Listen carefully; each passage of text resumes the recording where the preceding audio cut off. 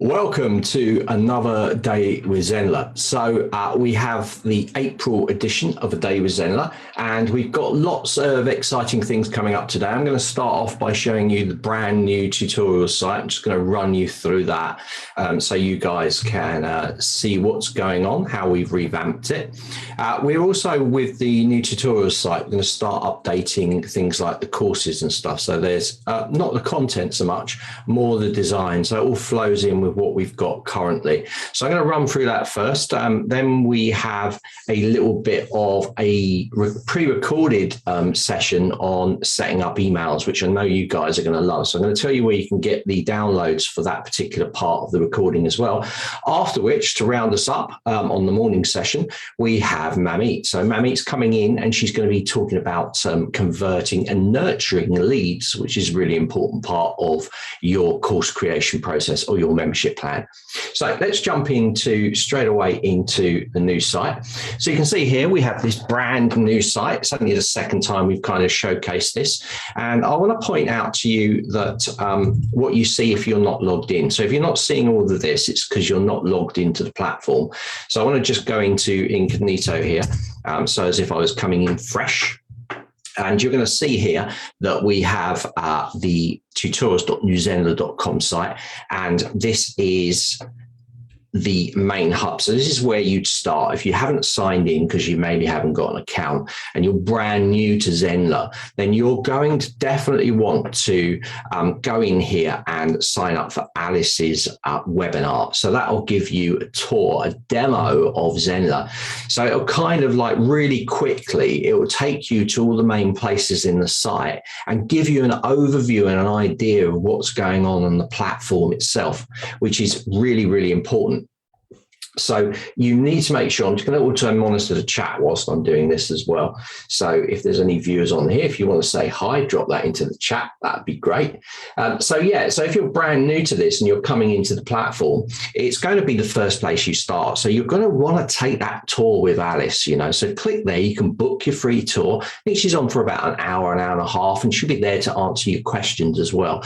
So this is your first kind of experience with Zenler. You want to get in there. It will get you up to speed very, very quickly. It'll also mean that when you go into your admin side, you'll kind of know where things are and you won't be scrabbling around in the dark, like trying to work it out on your own. Now, Zenler is very intuitive, but this little help will really speed up your process. After you've done that, Alice will direct you to our training site, which is the tutorials.newzenler.com site. And she'll direct you to this page and she'll say, sign up here, absolutely free.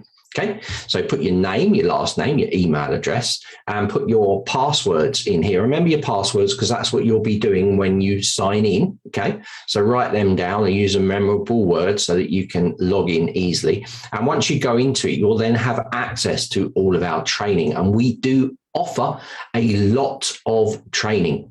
So once you're in, you're going to be in here.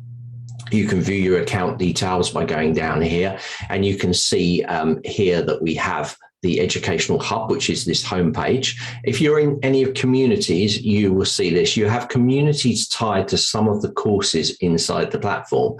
So if you see community pop up, it means when you join a course, there's probably a community associated with that particular course or challenge. Okay, so down here we also have a little button that takes you on a tour. What I'm doing now, it basically takes you in a quick speedy tour around the new Zenler Education Hub, so you can just quickly watch that and see all around. There's a lot of information in here, but we've made it a lot easier for you guys to find. We've got 4 main areas.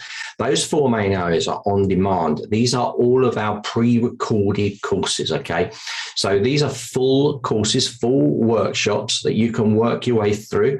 And this is a big area. We have a lot of courses. I'm going to move quickly on to lives, challenges, and boot camp. So at the moment, Kevin is running a challenge on challenges boot camp. So he's teaching you how to organize and run an actual challenge. Okay, so that's running at the moment. And you can see all our challenges in this area. I'll just jump to these in a second. Next, we have live events. So any of our live events that are going on. And this day was then Zenler. This site is only just up, so the day with Zenler isn't in there, but it will be in there next month. But inside live events, it tells you any kind of streaming events. So any events that have come in and you're watching. So you're watching me now. I can see there's someone in here. If you want to say hi, fabulous. Sure, I'm not on my own. And if you go into any of our live events, they'll normally be streamed into Facebook, but they could be also streamed into YouTube. It'll tell you that in the event itself. Lastly, we have the latest features. So if you haven't done it already, make sure you click here. You can see all the features that we bring out. It takes us to our YouTube channel. So our YouTube channel is where we put loads of videos and we put exclusive videos. And you can see it takes us to a playlist. So inside this playlist, you can see all of the new features that come out. And you can see also how quickly we bring these out. You can see how many new features we brought into the platform, and this is over sort of last year and a half. A lot of big features. Last one being the global taxes, which is a big one for you guys. So let's jump back to here now. So that takes you to there. So make sure you sign up, subscribe, hit the bell for the YouTube, and let's go down now to on demand. So I'm going to take you through some of the courses. So if we jump in here, we've put these in a kind of order. So we expect you, if you're new to the platform, take the quick start guide. It will teach you everything you need to know really quickly. It takes about 4 hours. It's a morning or an afternoon to complete this course. And this will give you the grounding or the foundation to build out from, okay? So it will give you an overview, if you like.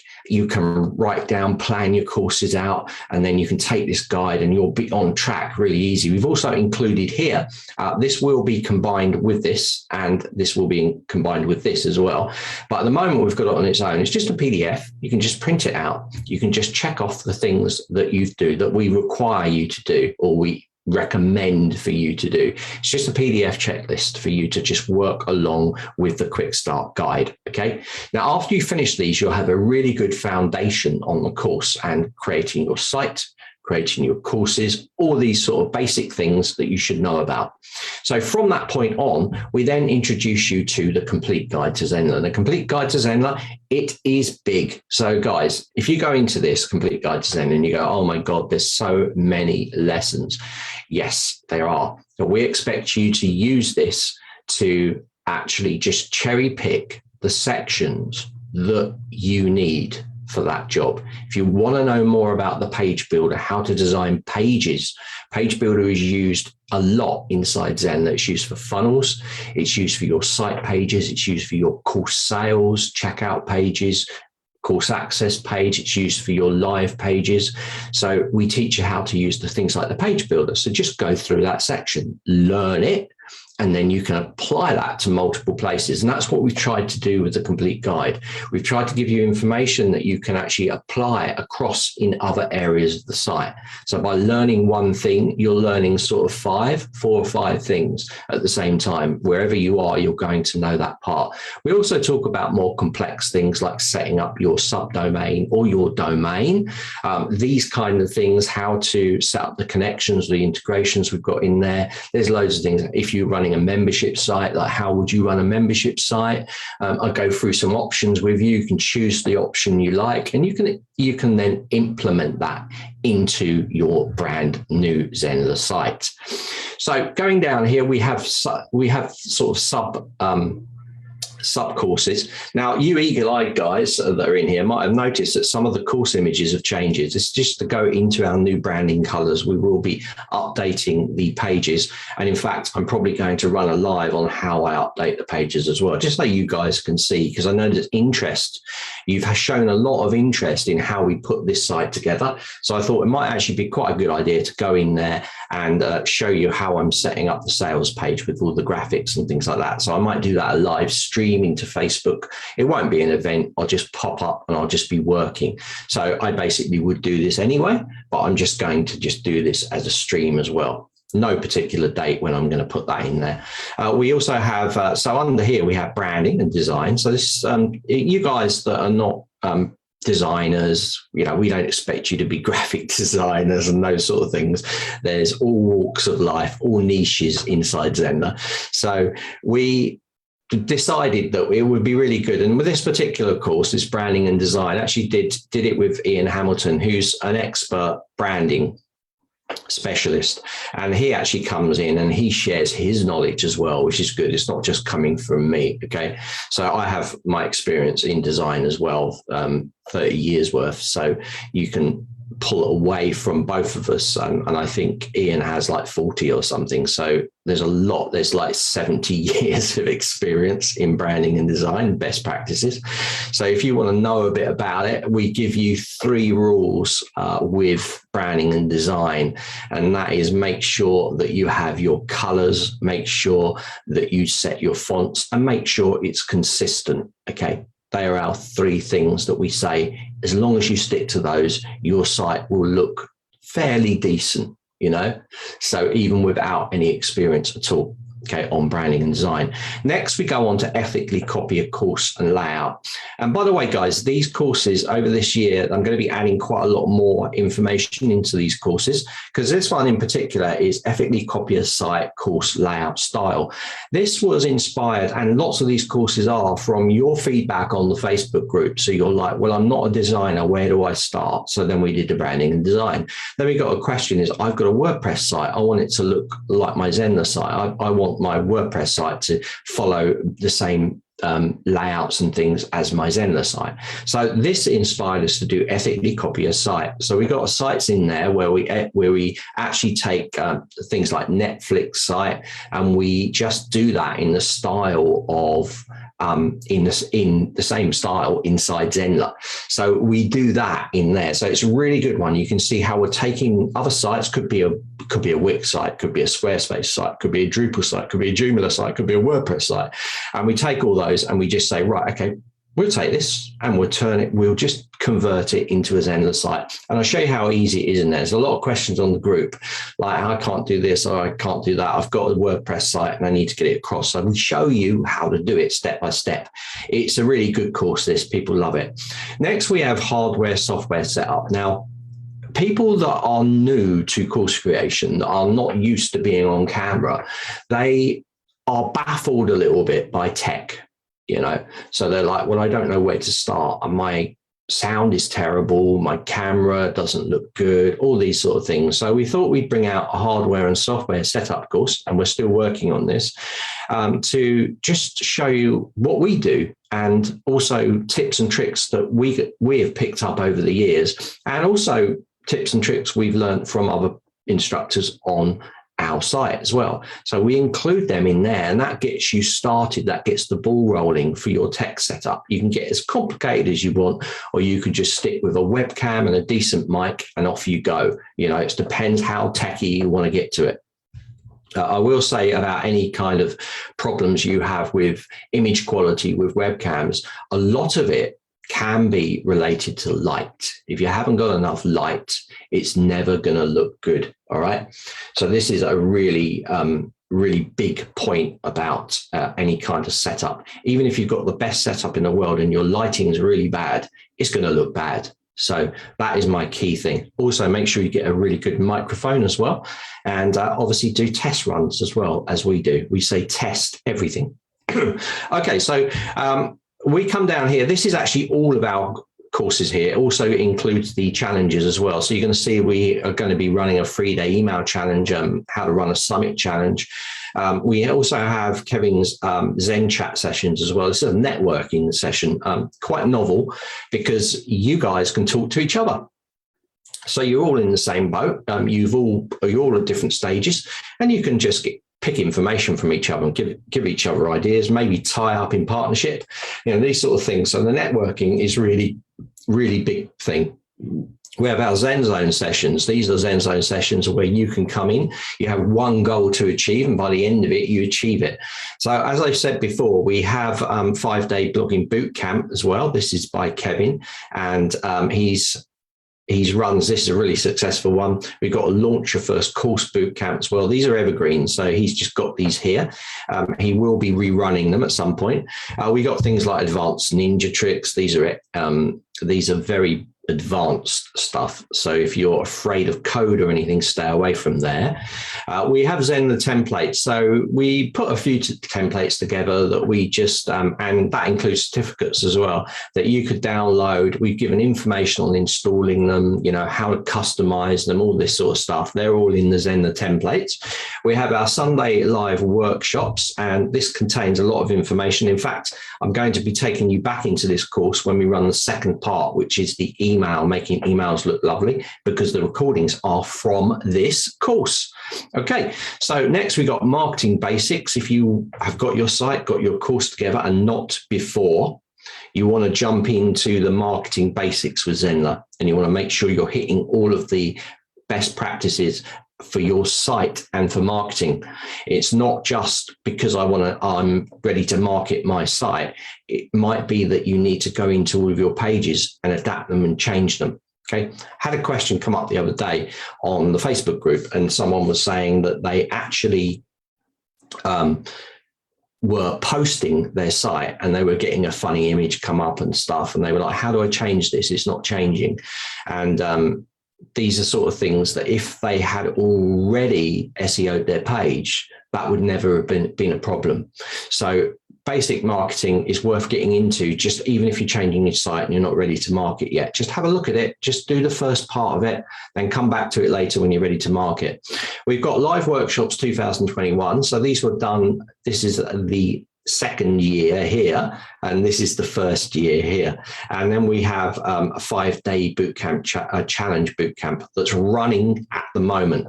I think this is day 5 today. Kevin started it on Monday, so it's running today. So you could still jump into that, watch all the replays, and then jump into the live today, or jump into the live today. Don't ask any questions because they've probably been answered, and then take the replay. So that's our challenge there. So this is our on-demand training center. Inside here, I'm going to jump to the live challenges. So any live challenges that are running at the moment will appear in here. So you can see that we have this stuff all going on in here. See, Kevin's added these in here as well. And we've got Zen chatting there. So these are challenges or lives that are going on. Just make sure that you sign up for those and you'll be in there. Right. So that's the first 4 here. Live events, let me just jump to live events quickly. You can see office hours, we run these between 5 and 10 alternately every week. So I'm going to jump back now, and we're going to go down the bottom. So down here, we always like to make sure that you've got support. So if you're just a new paid plan user, okay, you can join Alice for a special onboarding showing you all of the new features that you'll have access to as a paid member. Now, if you're not a paid member, there's absolutely no point you going in there, because you'll not be able to get access to any of those things, because you're a free member and you're not a paid member. So you can go in there if you want to go and have a look and see what's on offer, but this is mainly for paid users to go in there. So down the bottom here, we've got 6 little areas, and these are really important. These are our resources, our Zenler comparison, technical support, have your say, newsletters, and get social. So resources is all of our resources. So I'm going to just click in here quickly, and you're going to see that you can report a bug or technical problem. You've got the Zenler change log. This tells you about how the dev team are developing new things or fixing bugs and those kind of things. We have a Zenler status page, which shows you operational services and whether there's any problems with any of our operational services. You can submit your site to go onto our showcase site, which is, let me just flick that up for you just to show you. Showcase.newzenler.com. You can submit your site and join the people that have submitted their sites into here. These are all YouGuy instructors, okay? And you've submitted your site in here. The benefit of submitting your site, a big one, is you get a backlink from Zenler onto your site, which will help you, okay, with your search engine results. So jump into there, submit your site under resources. Next, we got the paid plan comparison. So we have a sheet there that shows you what you get on free, pro or premium plan. So you can look at that. We also have our competitor matrix, which shows you about how we stack up against our competition. Okay. And we have the the Zenler new request form. So if you've got a request for a new feature or anything, you can click here and you can go into the Facebook thread and you can post your feature that you want in here. I see a lot of them. A lot of people are just posting on the Facebook group. You need to put it into this thread, okay, for it to be looked at. We won't look at it if it's just in a general post. Okay, just so you know. And going back here now, so down the bottom, we have Zenler comparison. So this is, again, we've put this in two places because it's really important. It's comparison of us against other platforms, and technical support. So if you need technical support with any bug or issues with your site, you can click and find out more there. You've also got to have your say. So if you've taken part in any of our lives or our workshops, we do have lots of forms that you can fill out. You can join us with a day with Zenler, which is what we're on at the moment. You've also got educational support. So there's a survey there asking you how we're doing, you know, what you want to see, these kind of things. And you can do surveys on our workshop as well. So all good stuff for us to find out how you're liking what we're doing. Next, we have newsletter. We're going to start running out the newsletters, but there's an archive of where those newsletters are here. Next, we have our social channels. So you can sign up with us on our Facebook group. If you're watching this, you're already here. And you can also go to our YouTube video channel, which is here, and subscribe, hit the bell. You can follow us on Twitter. And we've also got an Instagram page as well. So you can sign up for our social media all there if you want to. Next, we repeat this again, technical support and general support. So this is all support issue stuff for you guys to actually, you know, feedback. If you have any problems with the site or those sort of things, you can feedback that to support. They will issue you with a ticket. It's really important you do it this way because we can then actually have a ticket and they can analyze what's going on. They can see if more requests are coming in. If you just put it on the Facebook group, it's not really going to do anything. Our development team do not monitor the Facebook group. So they won't see it, they won't do anything. You know, if they did do anything, it would only be because of us reporting it, because of the team themselves reporting it. So you would need to go through technical support there. Okay, so this is our brand new training hub, already waiting for you to jump into all of our live content. So with that done, I'm now going to move on to the first part, which is making lovely emails. Now, I've got a big disclaimer for this part of the course that I need to share with you. And that is, by default, when you create email broadcasts or any kind of emails, we use a basic plain text almost version. The reason we do that is because it is better deliverability. But we can use HTML in there. Now, it might be like HTML, oh, don't worry, because this part of the course, what we've done is we've created two different templates for you. And these templates are just basically a shell. So they've just got an outside color. Inside, they're a fixed width. You can put your logo in there. And down the bottom, you can change the social media links to your social media channels. So it's been kind of set up for you as a little template. The content inside, you can just carry on using the editor as you normally would. So that is what all of this is about. It's a really simple thing that's going in there. Of course, you know us at Zenler are always trying to make things better and easier for you. And this will be easier later. There will be things changing with the system as we tweak things and after we've done lots of other main updates. But this is a good way for you to create the things. Now, we have this in the Facebook all the time. People are not realizing that you can do this stuff. So they're staying with programs like ConvertKit, ActiveCampaign, MailChimp, and they don't need to. They're using it. Sometimes a lot of users are using them for the complexities of those systems. But a lot of people just want their emails to look beautiful like MailChimp. And that they don't really use the complexities of it. They just want to do that. So by doing this, showing you that you can actually create just a simple email that looks really nice, but it's clean, it's got your logo, it's got your social media, it's all contained. It means now you could, though you guys, some of you guys might say, do you know what? I don't need MailChimp. They look good like this, so I don't need MailChimp. So that's exactly what we've done. So I'm going to run the video for you, and I'm going to be sending you a link to the actual course where that is. Let me jump into that course now and just show you where that course is now. So if you need to pick up any of the templates that are mentioned in this video, what you need to do is you need to go to the on-demand, okay? You need to come down here to the live workshop here, Sunday live workshop, mentorship. You need to hit that button. And once you're inside this, you'll be able to go to the lesson and see the course. I'm just trying to get to it. Hold on, there, 2 seconds, guys. Let me just jump into the course itself. So you need to go to that live Sunday workshop, and then I'm going to show you where the lesson is inside there. I'm having to go into admin because I'm logged in. So let me jump into this. Okay. And here we are. Good. Right. So down here, these are all the lessons. All of these are good. You might want to watch all of these. These are all the Sunday lives we run. They're normally about an hour to 2 hours long. And if you scroll right down to here, you're going to see this that says create emails, record date. And you can see it wasn't run that long ago.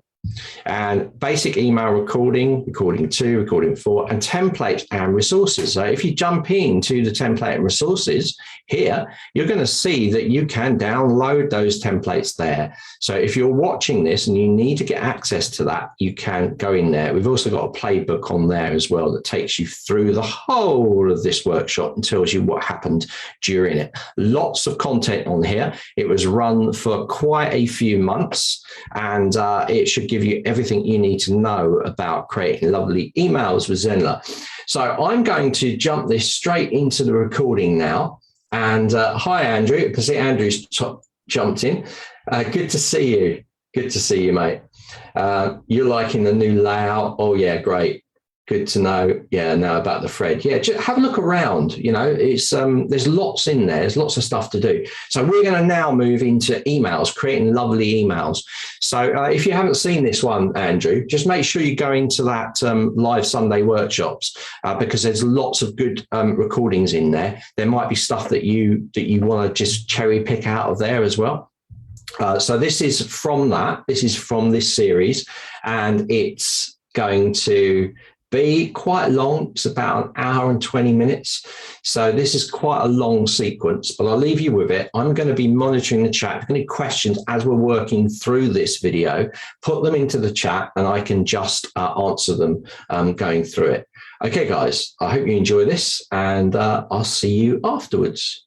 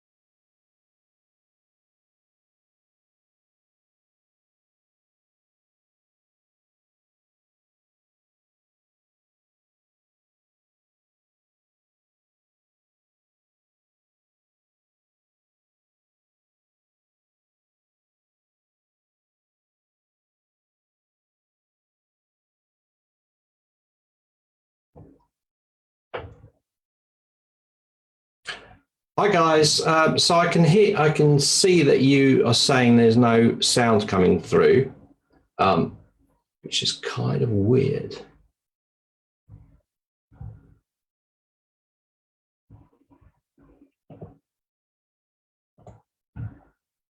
Right. Let me try something.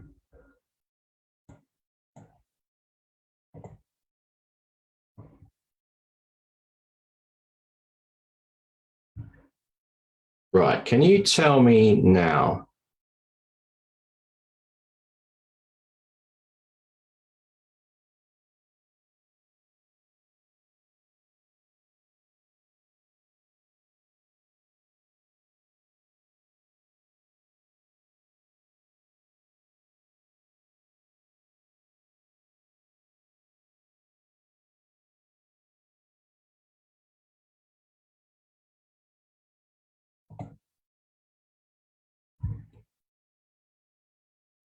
Okay, guys. Right. I'm just going to run a test. It should have been working. I don't know why it's not.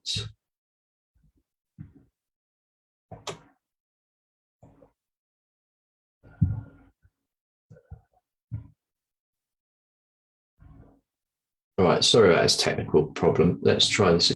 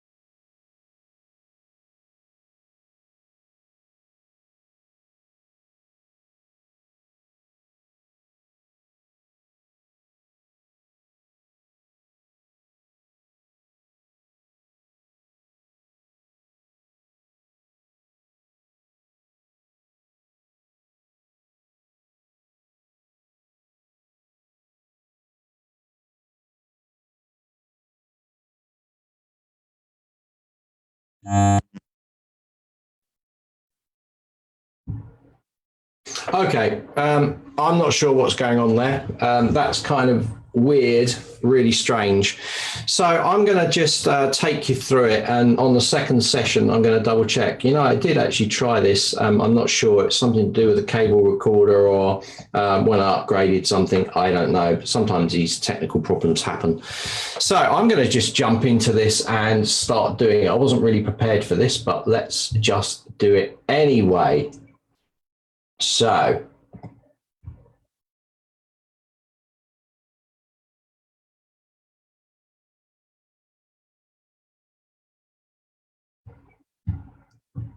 right, let's do this. All right, let me just throw that over there. And we're going to do it manually. All right, let's just close these off. Right, so creating emails, in a way, this is a good thing because I can just take you through it and I can answer. It'll be a little bit harder to talk in a chat, but it should be all right. All right. I've got it. Yeah, I should have it because I've got it all prepared anyway. Cheers, Andrew. I'm using OBS, so I'm running things a little bit more complicated. I'm running it through cables and for some virtual cables. So for some reason, it's not linking up with the live sound, which is odd because I tested it the other day. So still refinements to be done. I'm sure we'll get there at some stage. Really weird. I tested this on my Facebook group and it worked absolutely fine. So very odd indeed. Right. So get ready to ask your questions as I'm running through this. So I'm on the Good Doggy site. And so the thing is with the emails that you get, they are very basic, and but you need to know that you can actually use HTML in them, and it's really easy to do. I'm going to jump into the admin site. I've just got test users, so I don't have to worry about showing anyone's email address or anything like that. And we're going to be going in, and I'm going to be going into the email broadcasts, and you can see I've got some tests made up here. And I've got a test, but I'm going to create a brand new email.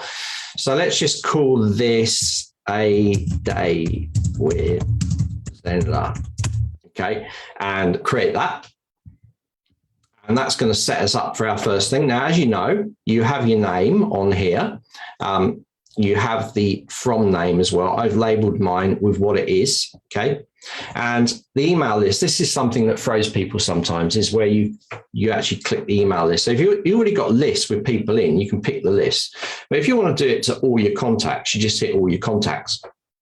Now, what if you wanted to do it with only people that are in a certain course? So the first thing you do is select all the contacts, and then you would use filtering. So you can use filtering to filter people in specific courses or with specific tags or specific roles, loads of filtering. So you can see we've got a list of 35 people. If I was to go in and set up a filter, add a filter group, that's the first thing you do. And then you add a filter here, and then you go and you select what you want them to be. So are they, say for instance, I only want people enrolled in a course like there. I can select that. You're going to notice like user tag contained, so you can do it tag based, country list, country, EU consent. You've got all these different options. Did they attend the webinar? Did they not attend that webinar? You know, this is really good for you guys. So we're talking about emails and making them look lovely, but what I'm talking about now applies for lots of different areas in the site. So you've always got this way of filtering people. So say, for instance, you were running a live and you had 100 people, 50 people attended, 50 people didn't. And you were like, well, why didn't those 50 people not attend my live? You can go in there and send them an email. You can go in there, you can filter, you can actually select the live that they're in, and then you can say not attended here, and then that will then filter and only send them to that. So in this case, I want to go, are they enrolled in a course? Then I get a little drop down and I can just click in here and I can save that change, and you're going to see that list will go down. I've got nobody in there, so it's gone down to 0. So if I had people in there, it would filter them based on that. So filters are incredibly powerful. They're used in lots of places inside the site. They're used in all the automation areas of your site. So that includes your funnels, that includes all your live setups, even your course automations. So you could say, right, okay, well, in a course, I'm going to send out one automation, but I'm going to base it on the only people that have finished that section of a course. So using filters, you could do that. So it'll ignore people if they haven't finished that section of the course, but it will send out the email to people that have finished it. So you can filter them inside there. You can put multiple filters. So you not only do you put in a filter group like this, but you could say, right, I'm going to add a filter. Their role is they're enrolled in this course here, that course there. And also I want to add a new filter because I want to also only pick the people in that course that have a tag with whatever the tag is called. So you can put filters on top of filters. This gives you absolute control, but it requires a little bit of organization. So if you're thinking of using this filtering method, an advanced filtering, make sure that when people are coming to courses or at certain stages that you have everything set up. So you have, right, I've tagged those people in. Because not only can you tag people, you can also remove tags. So under automation, you could have someone come in, they could be tagged with new. And when they get maybe to halfway through the course, you could then remove the tag new. So then you would be able to, again, filter them based on that. So imagine like your mind can spin with the amount of filtering that you can do in the system. Right. So Andrew's, yeah, he's out of the camp here. He's yeah, super basic and text may be the main thing or go with anything. Yeah. So good. Yeah, Andrew's good at this stuff. He likes contributing. So thank you, Andrew. So that is filtering for you. It's really cool. And it's a way of really narrowing down who you're targeting to. So I thought I'd mention that because it is quite an important part of it when you're trying to manage your system. So moving forward, let's go to next. And you're going to see in here, it's going to set up our basic emailing. So you're going to see down the bottom, it's got our mailing address, unsubscribe. These things need to go in here by default. If you accidentally delete them, you could change them around, but if you accidentally delete them, it won't let you send it unless you've got an unsubscribe in there. So you need to make sure that's in there. You'll also see these things in blue. These are personalizations. They can be got to from here. So you can see you can choose these different personalizations. So I could put in here your email is, and then I put 2 colons, and I could hit the personalization and I could go email. So now when that goes out, because it's going out to that person, it's going to say their email. So whatever you like at whateveryouLike.com, it would show that in there. And if their name was registered in the system as James or something, then their names would say, hi, James. So this is the personalization. Same with the unsubscribe. This is a special unsubscribe link. Don't go and just send them to the unsubscribe page of your site. It needs to come through that link to effectively unsubscribe them. So that needs to go in there. I've seen some people putting hyperlinks in there straight to the unsubscribe page. Will not work. Need to be using this personalization inside here. Okay, otherwise you'll have problems. Next up the top, we have the subject. So the subject of your email. So a day with Zenler, a few problems.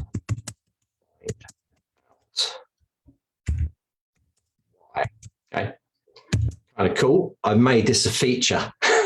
So you can title that. Now, I want to say also personalizations can be used in here. So if I put dear and then a colon, I could put in the name. So I could put the first name in there and then I could do that. So it would then say, dear James, David Zenler. So that's the title there. Okay. So inside here itself, it's just a standard WYSIWYG editor. So you can go along and just click stuff out and put their name in, and you can style it up however you like. So let me grab some Lorium text just to show you. We all hate Lorium text, don't we? But you know, grab a bit of that. Okay, so down there, I can just put my text in there. And all folks. Okay, so that is the basic workings of it, and it's clean. It's going to get through to people's inboxes. At the moment, there's no images. Not very exciting, you know. So that's what we're going to look at. We're going to look at making this more exciting. So before I go, I just want to talk to you a little bit about some of the options in here. If you select part of the text, you could drop a hyperlink into here if you want to. So I could put tutorials.newzenler in there, and I could open that link in a new tab and click insert, and it's going to put my link in there. So if you guys that want to put a link in there, you can do that. Also, we can drop images in here as well. So if I do a line break there, I can go to images. I'm just going to go across here. This is the HTML. We're going to be looking at this in a minute.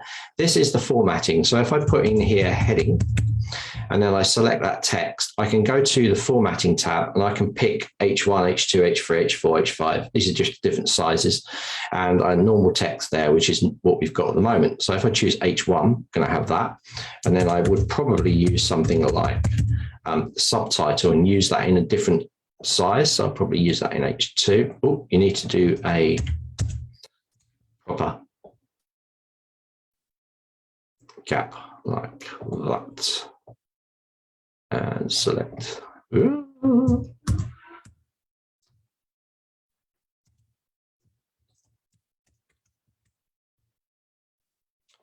do this again. H1, H2. Okay, so it's slightly smaller. So you can also make this stuff bold as well. So if you go into here, you could go, make it bold, okay? You could also make it italic if you wanted to as well. So if I did italic, if I wanted to do strike throughs on certain letters, I could like that. You can do a list in here as well if you wanted to. So list, and then I can drop a list. You can have an unordered or an ordered list. And then the next one that you do, there. So it kind of does a list for you. You could also select that and change it to bullet points if you wanted to as well. Can I skip the image at the moment? Tables I don't tend to touch inside here. They're very unpredictable. So personally, I don't use tables. They're more trouble than they're worth, I think. You've already seen the link there. We can also go and change the text color. So let's select this, change this text color to say blue, like that. So we have that option in there. It's just all the basic formatting options that you would have. We also have size as well. So if you want to override the default sizes,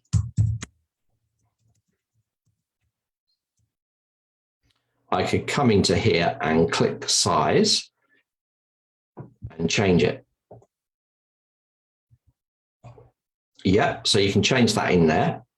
And you've also got the font as well. So if I wanted to change all of this font, I'd select it all and I'd go to the font and I'd probably pick something like Arial, and then you can change the font there. So you've got quite a lot of options. Right, let's jump back down to, I'm just going to say hello to everybody. Hi, Bergier.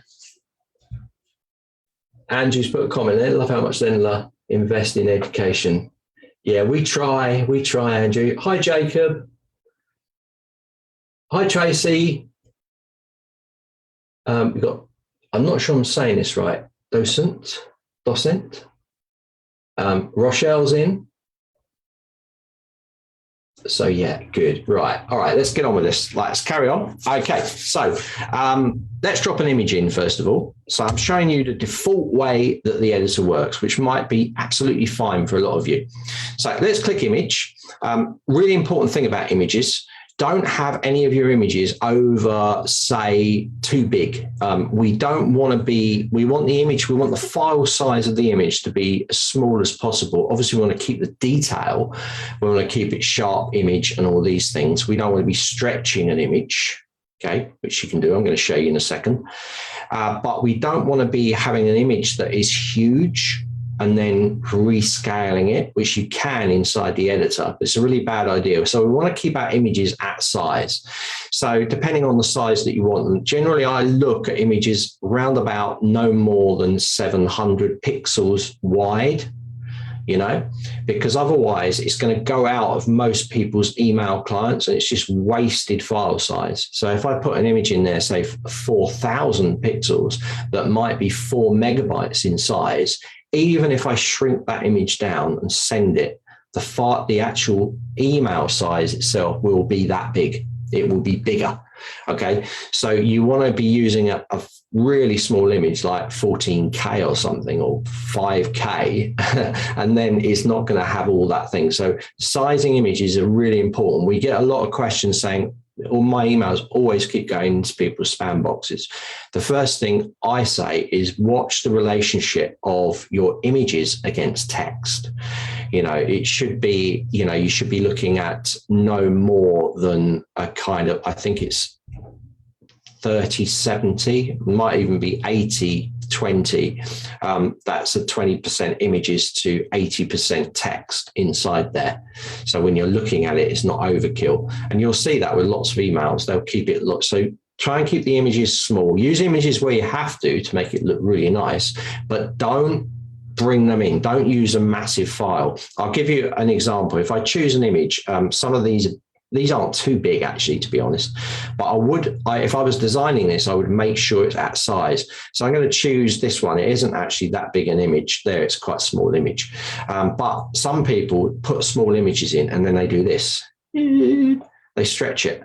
Now I'm going bigger than the image size. So what's happening to the image? the image is going pixelated. I'm losing quality. It's not too bad, but you can see it. Can you see there? It's going all weird, and it's pixelating because you're stretching it. And that's not a good idea. We do not want to be stretching. That's one thing. We don't want to be using oversized images, and we don't want to be just using too many images in there. So if I had it at that size, if you know how big it was when it came in, it was about that big. But if I was having it about that big in there, I'd probably still stick with this size, which is 500. Even if I was reducing it down. But what I don't want to do is stretch it too big. So easily put images in there. What else you can do in here, and this is kind of cool, a lot of people don't realize it, but if you click on the actual image, you can click edit, and you should be doing this. You should be doing this, and I'll tell you why. You should definitely fill out the alt tag, because if people, see you later, Andrew, cheers, mate.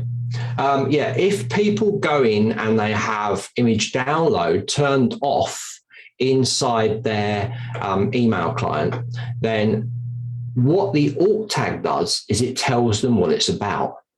So it's a good chance to put it in there. And a lot of people do that. They don't download the images straight away. I don't. I have them come up. I look at the alt tags and I'm like, oh, this looks a bit more interesting. I might read the copy, and then I'm like, oh, okay, I'll download my images now. And they just like, duk, duk, duk, duk. But if I don't put an alt tag in there, there will be no name for that image. So I need to go in there and put something that's going to be good for this particular image. Let's just put cute doggy. We trained. So make it. So I've done two things there. I've called it a cute doggy. So if someone hasn't seen the image, they'll be like, oh, cute doggy, I want to see that. And they'll download it. The other thing is I've put a description in there. So I've covered two things. I've said, one, it's a cute dog image, and who doesn't like a cute dog or cat image? Everybody does. But I've also put we trained.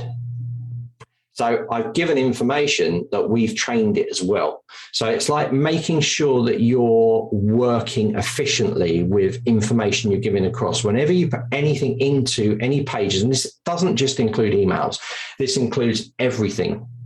You want to make sure that you are putting in there that more information about it. So it shouldn't be wasted information. Everything like this is an opportunity for you to maybe get people to read your email rather than put it into, just doing a few images, putting things like cute doggy, cute cat can be the difference. If people haven't opened your image up, can be the difference between people putting your email straight in the recycle bin. It's that important that you actually name this. It's essential you use alt tags on all images in your site. So the next thing that you can do is you can also put a link. So I could put a link here to my course, for instance.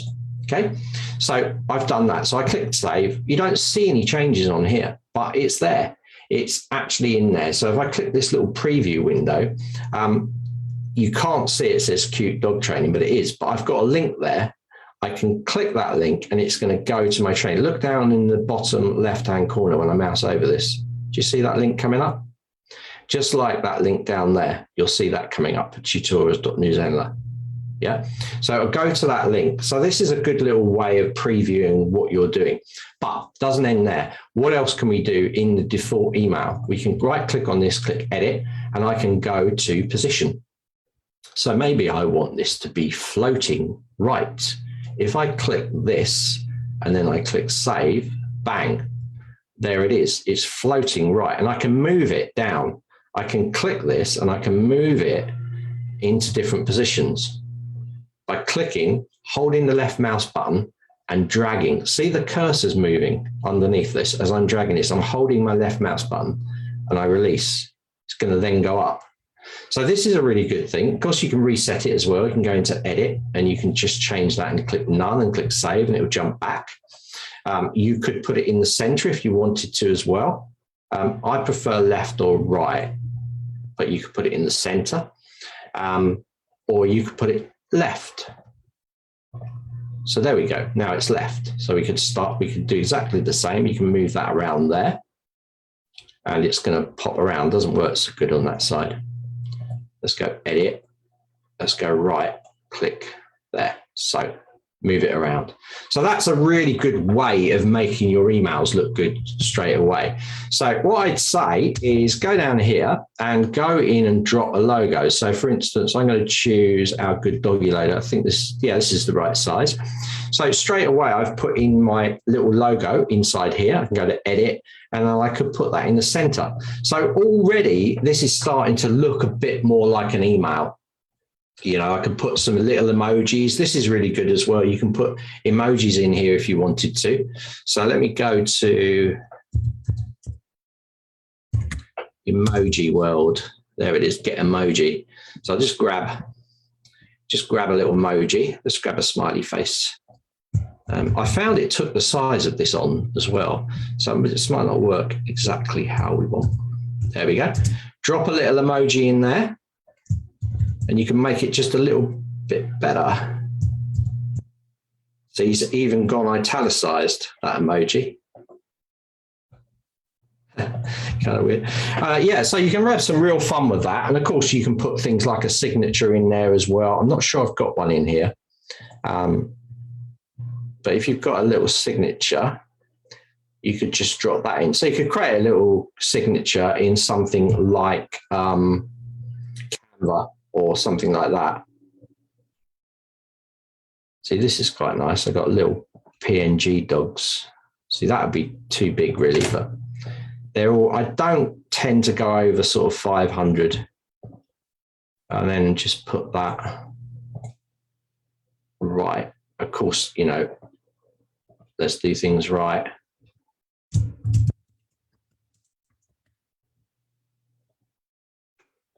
And bring this up. And there you go. So really nice. And the last thing I want to show you is a preview down there. We've already looked at that. So that's a preview of how it's going to look like. Notice also this knocks in from here. It's just because it's left too high. So I'd have to change things around slightly. I'd probably take this image here and move it up here. And that way, when I preview it, that will knock down. So you have to look at these things before you go ahead. When you're ready, before you send it out to people, you want to be putting this into your email as well.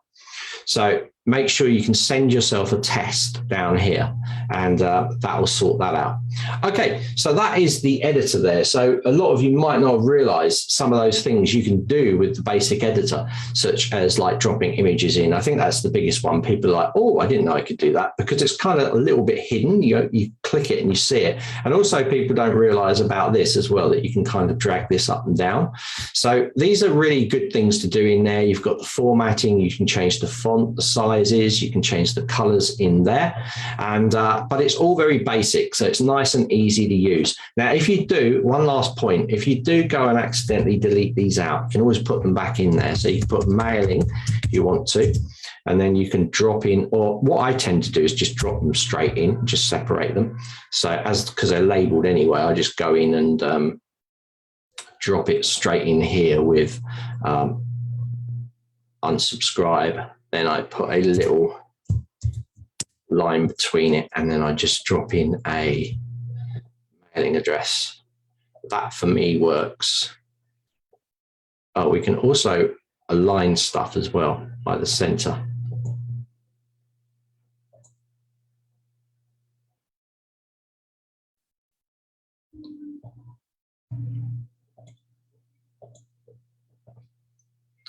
Which I should have done before I did it. Should have done it before I did it. There. Let's kill it off. You do it there, actually.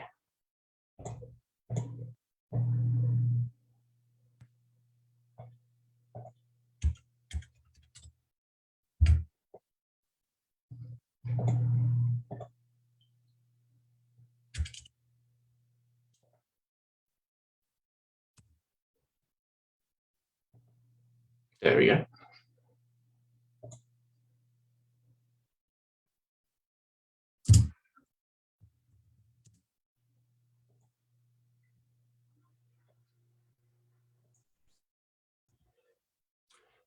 Preview that. Yeah, you can see it says unsubscribe right at the bottom. But I want to move on now to a little bit of formatting. Now, I'm not going to get really into HTML code, but there's something called HTML, which some of you might be aware of. And this is the code that is used to make up websites. Generally, there's lots of different types, PHP, ASP, there's tons of different types of code. But HTML is like one that's been around for a long time. It's called Hypertext Markup Language. And it's just a way of doing this. Now, by creating these things in here, we've been creating HTML. We've just done it in a visible editor. So if I was to look at the code that makes up this page, I would just click on here and you can see it's like, what?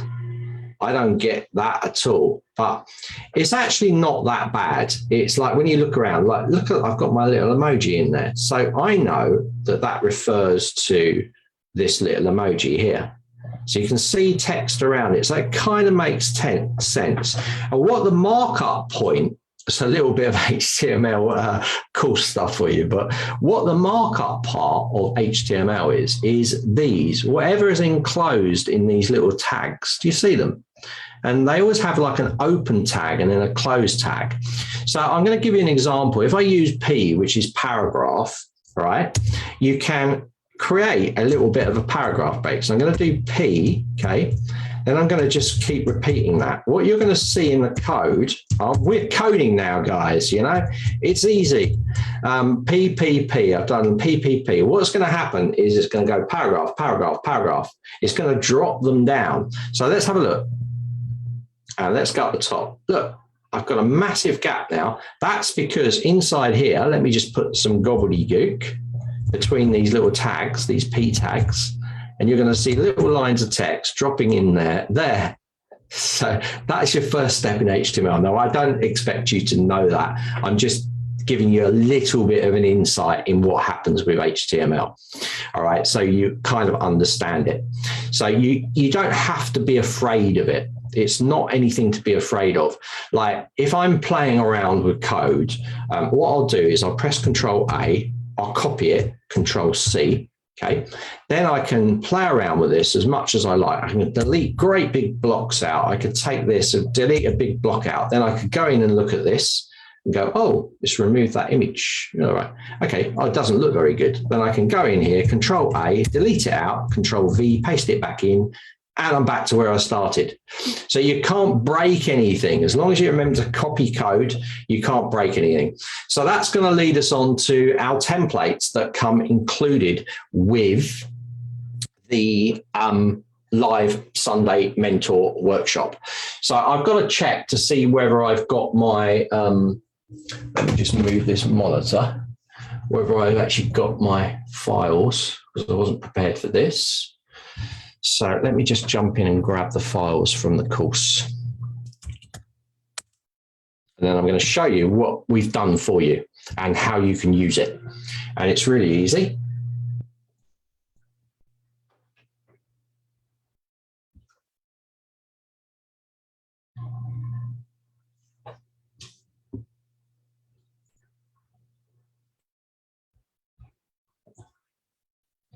I'll be screen sharing in a second. It's just I'm going into the course, so I've got to be careful. Course curriculum, there it is. Right, I'm going to grab this now. Okay, back to screen share. Okay, we're back. All right, so down here in the course, this which I said earlier, got this email. So we're going to go down to our email template and resources, and here we go. So this is our downloads. Inside here are two templates.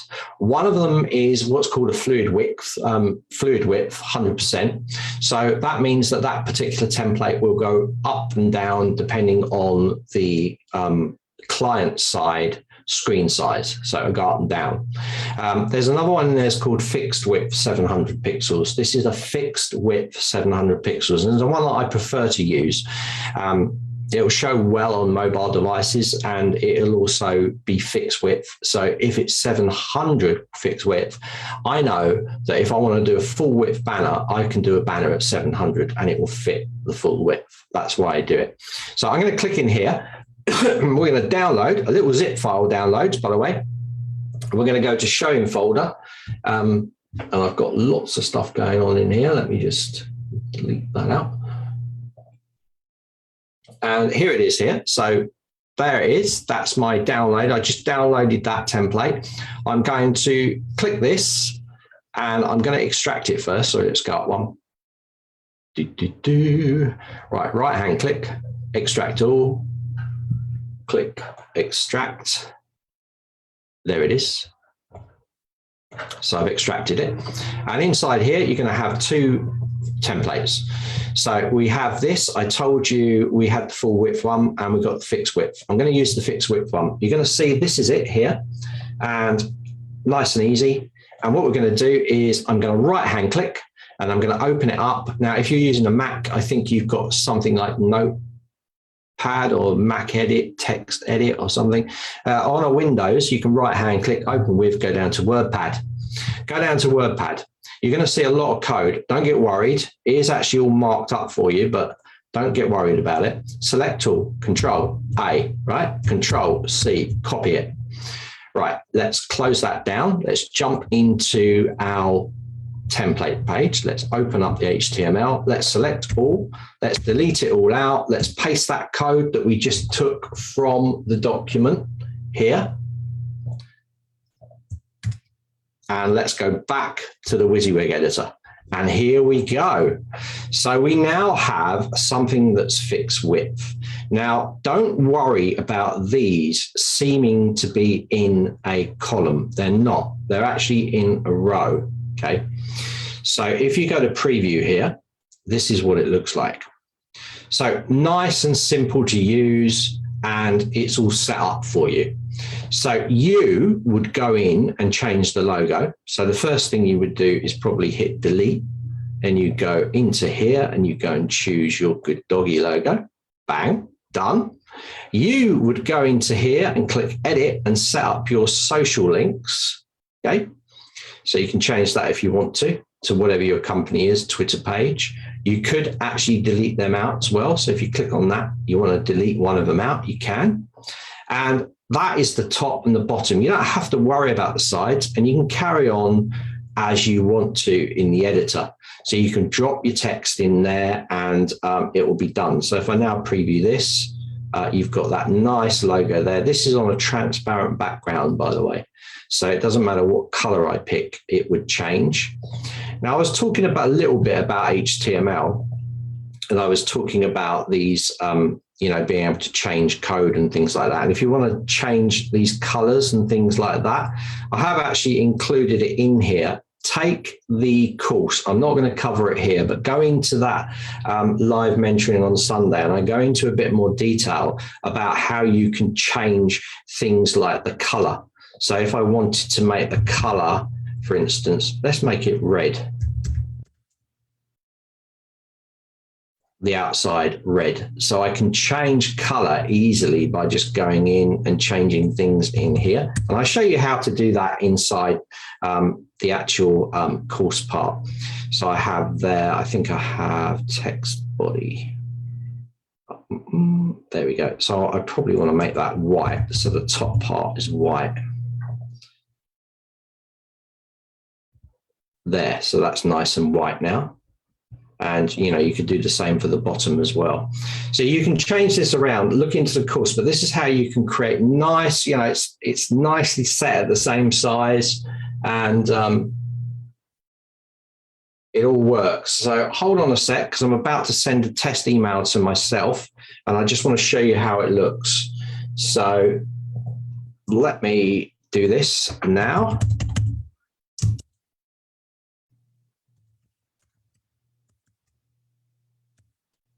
So David at Zenler.com, let's hit test. Out it goes. Right, let me come into office mode so I can go into my email without giving lots of email addresses away.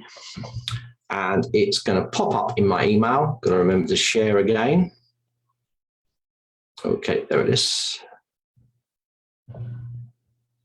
And back to the share. So I'm now in Gmail, and you can see that I've got my logo in position and all this stuff, and I've got this set in a box. This width for this is 700.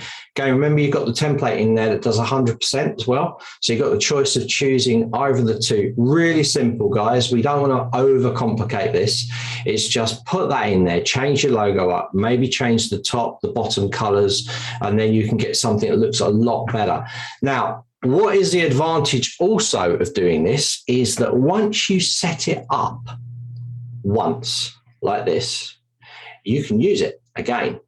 So if I decide to use this in, say, all my system emails or my automations, for my funnels, for my lives, I can set up this base template like this. And I'm sorry, I'm just looking at Tracy. Tracy's saying, oh, she's going. Oh, see you later, Tracy. Right, yeah. So I'm going to come back to the questions in a second, but I just want to show you how versatile this is. Once you set the code up, you've only got to do it once. So you've got to set this size up. You've got to, you've got the background color lovely. You've got the header color. You've put your logo in there. You've got your social media links. This part will always change because it's the media that the content you're putting in there. But once you've got that template set up, once you've got it and you've tested it and you go, yeah, that looks good, and you sent it to your friends and they've told you if there's any problems, and you've got it set up once, all right, after that point, it's really easy, because what I do now is I come into the code, I press Control A to select all, hold the Control, press C to copy it. Now I've copied that code in my clipboard. I can go into things like marketing funnels. I can use the same code. So if I want to use the same code in, say, one of my funnels, my automations for my funnels, I can come into one of these. I can go into automations, and this is where the magic happens, guys. Stay with me. So if I create, let's go and let's go into this. Let's create a new automation just so I don't mess this up. I'm going to go add action, send mail. And now I've got that mail there. And I'm going to call this styled email. What I do now is look at this, click this, select all, paste that in there, go back, bang. We've got the same template. Now I can just go ahead in here and I can use the automation. So like Jacob said there, variables like courses, hosts, and things like that, you can use the variables from the automation section. So you could use it from, if you were doing it in a course for automations, you would use the course URL because that's when they're in there. So that's the right time to use it, not for email broadcasts. You wouldn't be using it for email broadcasts because you don't know where it's going to go to. So inside here, you can do it from the automations inside the courses or the lives. So for instance, inside of funnels, I have personalization settings like funnel name, funnel URL. In courses, I have like course access URL and all of those. So you can do it from that area, not from the email broadcast. I think that's what Jacob was getting at. So if I had a funnel here, I could add a personalization into this part. So if I did here, I would go, what's the name of this funnel URL? So a funnel name. And then underneath here, I might go, right, funnel URL, which is there. Notice it's the same size as well. If I drop it in on this side, it's going to be nice and small because it's that size. And again, you can change it, but this means that I've created that email template in one place. I've tested it to the eyeballs. I've sent it to loads of people and they've said, yes, it all looks perfect. It looks good on a mobile, it looks good on a tablet. And I go, right, great, that's good. I can now use that in every place that I'm automating. So you've got all that in there. If I then go into lives, and remember, you can preview this as well. There we go. See, that's how it previews. Much better than this, isn't it?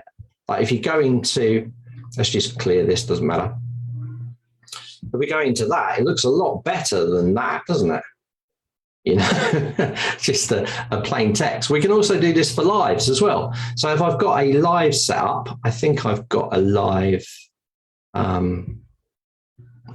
yeah, I've got a live in there. So let's go into that live there. Let's jump into the automations, and then you can grab the funnel links from the automations. This is to open your mind up about different ways that you can work. So I created that template once, and now I've got the ability to use that in multiple locations. So let's create a new mail inside of here. Let's jump into this. Let's drop that in there. Let's do this properly. Let's go welcome to the live. Okay. And then I'll go in here. I'll personalize this with the webinar topic. And then I'll go join here and put, where is it? The join link. And then I'll put another at this time. So this is how you might do it. Scheduled time and welcome. And then I'm going to put into here the name, details below. So this is just quickly put together for you. It's like not supposed to be anything special. Let's go to preview. So there you go. Welcome, David, to the live, details below. Good Doggy special group, join link there, and time gives there. So you can see I quickly did that. It's pulling the data in from the live. Like I said, the same thing goes through to courses as well. If we were to go into one of our courses and go to the automations inside the course, and this will appeal to Jacob there, who was asking that question. And I was to go into here and someone was to sign up, or they were to pre-register or something like that, you could go in and send the details out through the course. So you can go into that one. Once again, go into here, select all, delete that out, paste that in, go in there. And then I've got access to all of the personalizations like the course sales page, the course access page, the course player URL, of course, the mailing, unsubscribe, all the first name and the course name, of course, as well. So if I was to put that in there for the course name there, then we preview that. You're going to see the course name will come up at the end there. So that is how we can do it with a simple template. So it's worth maybe even consider getting somebody to do code for you inside the platform, because once you've got that template code, you can then, as I've just shown, you can reuse that in multiple places throughout the Zenler site. So you've got that inside of marketing funnels, anywhere there's automations. So marketing funnels, you've got the lives, you've got the courses. Of course, you can use it for system emails as well if you haven't set any of them up to style it. It's definitely worth having a quick look at that for you guys, just to be you're absolutely clear. So if I go into site and I was to go down to my system emails, that's under languages, site languages. System emails are emails that go out by default. So things like password reset, welcome email, some of these things, user role change. You might well want to go into something like the password reset. I'm just going to do this. You can see I've already styled mine up, but let's just change this a little bit more. So what I do, I remember this, take a screen grab or remember what it says, because you don't want to lose that information. So let me just, I'll have to open a WordPad to be able to do this. Working on the fly. So I'm copying my code in there just so I've got it. Yeah. And I'll come into here and I'll grab this and I'll delete it out. And I'll go into here and I'll select all, Control A, delete that out. Okay. Then I've got to go and put my stuff back in. Which I will. Let's go into there, put that back in there.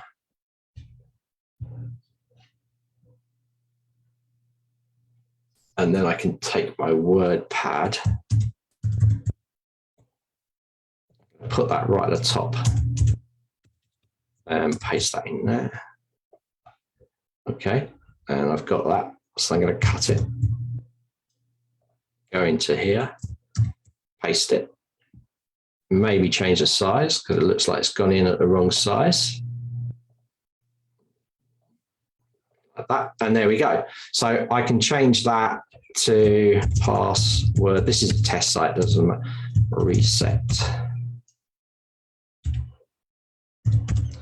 But instantly we've now styled that. So it's something people overlook all the time, is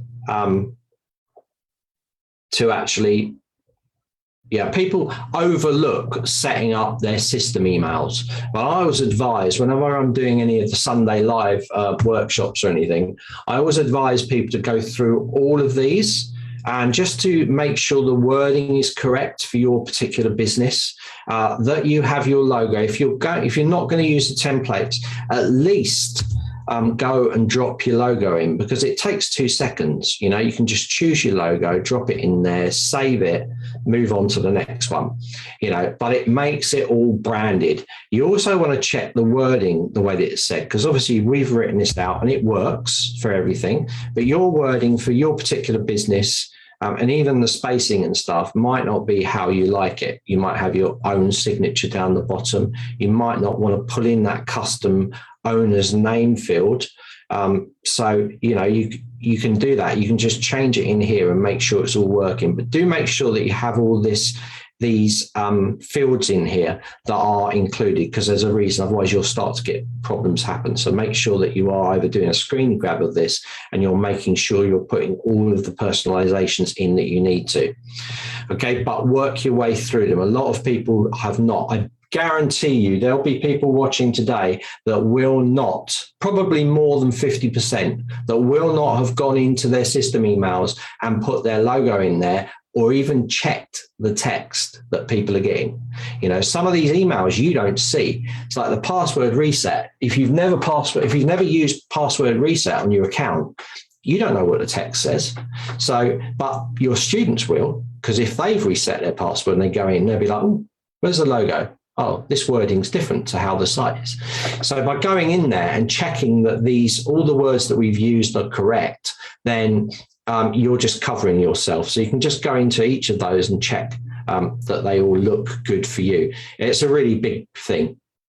Okay, so that is kind of emails and making them look good. Remember, like I said to you, we have that course that you can go into, on the tutorials.newzenler.site. You can download that email pack, and then you can just follow these videos in here. Okay, these are longer videos. They're a bit more detailed. They go a little bit slower, and you will then get the results you want. So fabulous. We managed to do that. So that was going to be a pre-recording. I'm going to be, when Mamie comes on, I'm going to be having a look and seeing what's going on with my settings so it all works. Right, so let's have a look at some questions on the group before we have a bit of a break. So we've got this. So here we go.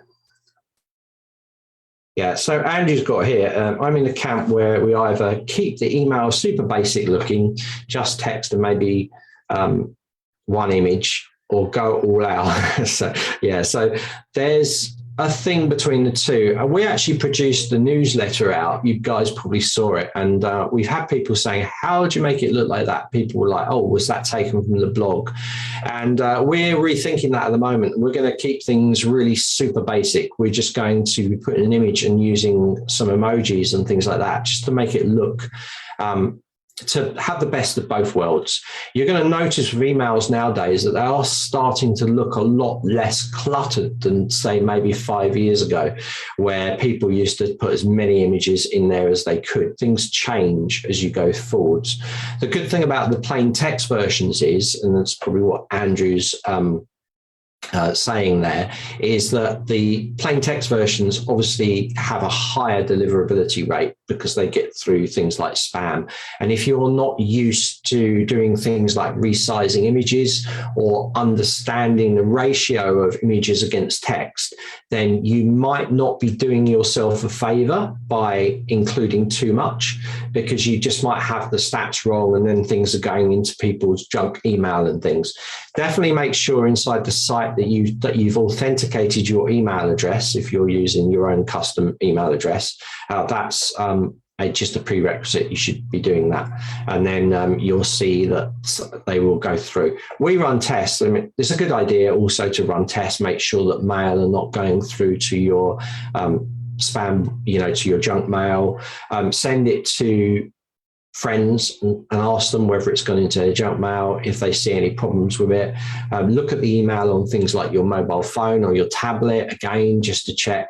These are all tests that you should do. And it's tests that bigger companies do as well. Like everybody runs their tests and make sure things are working and there's good deliverability. But if you're having low deliverability, definitely check that you're not using oversized images. It's the number one cause for emails going into spam. The other cause, of course, is having an email address where you are sending out from another site. So if you're like gooddoggy.com, if I was then to put in the reply email or make it look like it was sending from another site like google.com, it will be flagged because it will know it's coming from your site and it will flag it as like, oh, that's phishing email, that's dodgy email. So if it sees anything dodgy in there's so much with emails that you could talk about, even words. Even some words can get flagged, and obviously, so some words are flagged and they can also go in spam. If it sounds really marketing, if it's really salesy, Google's quite good at looking at that and going, oh, that's a promotion. So it will drop it into people's promotion folder.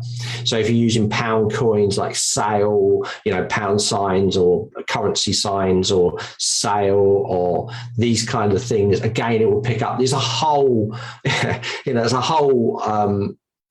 teaching thing about that. You could go online and look for best practices and you're going to see hundreds and hundreds of four different things. Like, so for Facebook are looking at something that way, Google's looking at something that way, Twitter's looking at something that way.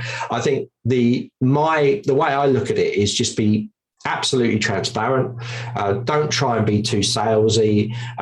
Keep images to a minimum. Just keep it clean, keep it simple. Don't have too much text that people are going to look at it and go, I don't know where to start. It's almost a bit like the Complete Guide to Zenler. If you were coming straight into that as a course, you'd be like, this is too complicated. They would look at it and go, Zenler is too complicated, just by looking at the amount of lessons for a course. It's just because we've broken it into every single different thing that you could possibly do. Doesn't mean it's complicated, but it's the same kind of thing as that. So I'm going to have a look at any more questions coming in. This is live. Yes, it is. Zara is live. We would try to do a bit of recording, but there wasn't. So has the price increased? No, the price hasn't increased for quite a long time. Depends when you looked. I think it was like, was it 6 months ago? Probably longer. No details about if we do increase it before launch. No ETAs or anything on that stuff. No. So no more questions in here. A lot of people watch this stuff on the replay. Like I said to you, go inside that course. I'll put the link up, actually. I'll put it into there. So if you guys want to jump in, go to that end chapter and you'll see that and you'll see it in there. So I got Mammy coming up in half an hour. In the meantime, I'm just going to drop this link in here.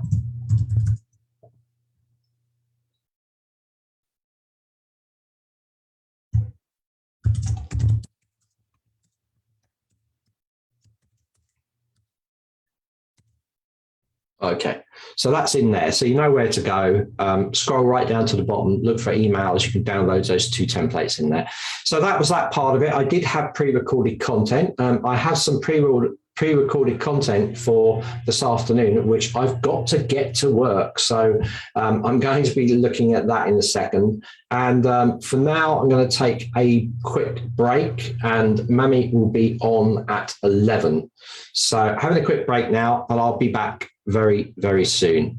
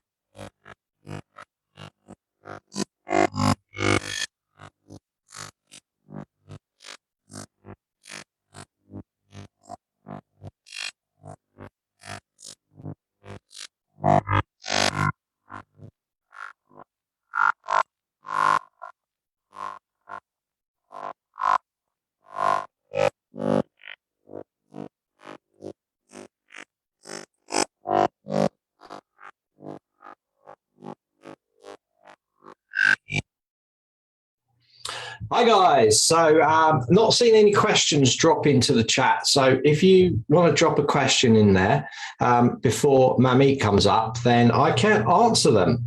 So I might just jump into the Facebook group and just see if some questions that have come in from people there. Because I saw a few this morning and I thought, do you know what? I could just mention those on a day with Zenler. So this afternoon, of course, we've got Mamie coming on in a minute at 11 o'clock, and she's going to be talking all about nurturing and converting leads. So that's going to be a really good thing.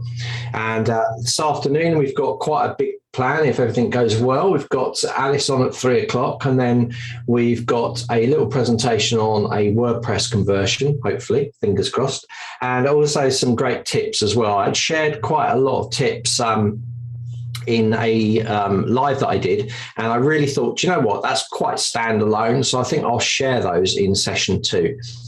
So I'm going to have a look at see if there's any questions in the group. So I can see that people have posted questions in there, and they've posted them quite recently, and they could have just posted them in a day with Zenler. So that's what we're here for, really. I mean, this is our most important bit, is to make sure that if there's any questions, they get answered. So I got Tracy in, and she's asking a question in here. Good morning, all. While I'm testing, doing a live, let me just share my screen. It's all good on there. Good. Okay. So good morning. While I'm testing, doing a live and press record, it goes to plan. However, where do I find the recording? Should I set something before running the live? Yeah, okay. So that's quite an easy one, actually, because you just need to go into the Zoom settings and you need to say where the location is. So if you go under the recording, you can actually find where that is. I'm going to try and share it now. I'm not sure I can because I'm in... I am in oh, here we go. Hold on. I can do this. We can do it. Settings. Okay. Right. Okay, so here we go. Inside here, you can see my little Zoom settings box. You can get that right-hand corner, go down to settings, and you can see where you have recording. So you can store the recordings. So you change it. You notice my recordings always store on my desktop. So that's where I've set them. So choose location of recorded files. Make sure you check that, put that there. Record separate. I always record a separate audio file for each participant. Why? Because sometimes there's background sound and I need to change their background levels against mine. So that's a good way to do that. Record video during screen sharing as well. Make sure that's checked for sure if you do lots of screen sharing like we do. And you can also keep temporary recording files as well, just in case anything happens, it stores the temporary files. So that is where you do it. Pretty easy. So hopefully, Tracy, that is going to help you out. So I will put that into the chat as well. So we got another one from Tracy as well. So Tracy was on earlier. Hi, I'm testing a live webinar in my site and set it for 12:40 today. I kept being told I cannot start it until 15 minutes before. Yes, and still after that time, I'm being told I cannot start until 15 minutes before. Right, okay. That's generally because you have not set up the time zone correctly inside there. If I go into the Good Doggy site here, just my little tester site, I can show you inside here. So if you go into a live, you need to make sure that you're setting the right time zone, otherwise you can't start it. So if I go into, I could just do a live stream. It doesn't matter which one. So if I go into here, and obviously the time now is 10:39, and I'm setting this for 11 o'clock. I would set it here, 11 o'clock a.m. Notice a.m. You might have set it for p.m. It's easy to miss. So make sure if you set that in there, that could be a thing that throws you out. Obviously, you set the duration. And under here, you'll notice that I have mine set for Europe. I don't have it set for GMT, all these rubbish things in here that people do use. But for me, I just need it to be London. So I just click the London and I do it in there. And that's the right time there. So once you create that, you'll then be able to start it. The time is 10:40. So I'm not going to be able to start this because this is set for 11. It's 15 minutes. So I need to wait for this to be 10:45 before I could start this stream. So let me put test in there. So you can see it's set for 11 a.m. So if I try to start this, I'm not going to be allowed to start because look, you can only start 15 minutes before the scheduled time. If you want to start before it, you'd have to set that time to like 10:45. But remember, that would then sharpen the page and people will be able to get in sooner. So they give you that 15 minutes extra just in case. So that's how that works. Hopefully that's helped you out there, Tracy, with that. All right. So what we got next? So we got a slightly off topic. So it's about a pro booking system. Yeah. Rakesh mentioned, Sarah. Rakesh was mentioning on office hours as an exclusive that we would be having booking calendar built into the system. And if Rakesh mentions it and he said it's coming up very soon, it generally is. So if it's not urgent for your booking system, you might want to wait a little bit, you know. If you need to get this thing running now, then of course, but Rakesh did mention it. So that could be coming up soonish, I think. I think the guys are working on it, finishing things off. So that could be really good for you. Right, so I got Isa here. So she's got a really good question. She says, how can I set up a live session in my course without having to get my students to register for it? Okay, so just do it as a live lesson. If they're already your students, they've already registered for your site. So it means that all they need to do is they just need to turn up to your course where you've got live lessons already built into it. So they'll go into the course and you could set up a specific course for this, and they could just go in there and you could just add them onto a live lesson. So under your curriculum here, you just set up a new lesson. So whatever the date is, date, question mark, and then you'd go down here and just go to live. You'd pick the live, obviously they would show up in there, click save, and then they could drop in there and go straight into that because they've already registered.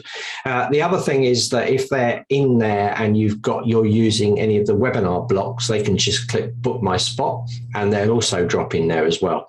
So hopefully that helps you with that question there. So let me just share that. So yeah, so you're going into the course, you set up a lesson and you drop your live in there and they can just jump straight in to there. So that's how you do it. All right, so what we got next? We have more stuff here. Let me screen share. I want to offer a bonus lesson. So ICE has been busy this morning. So I want to offer a bonus lesson to students who sign up for my course on the first day. Fast action bonus. Okay. How can I segment my students' courses so that bonus lesson is only accessible to them? Bonus lesson, not dripping my course.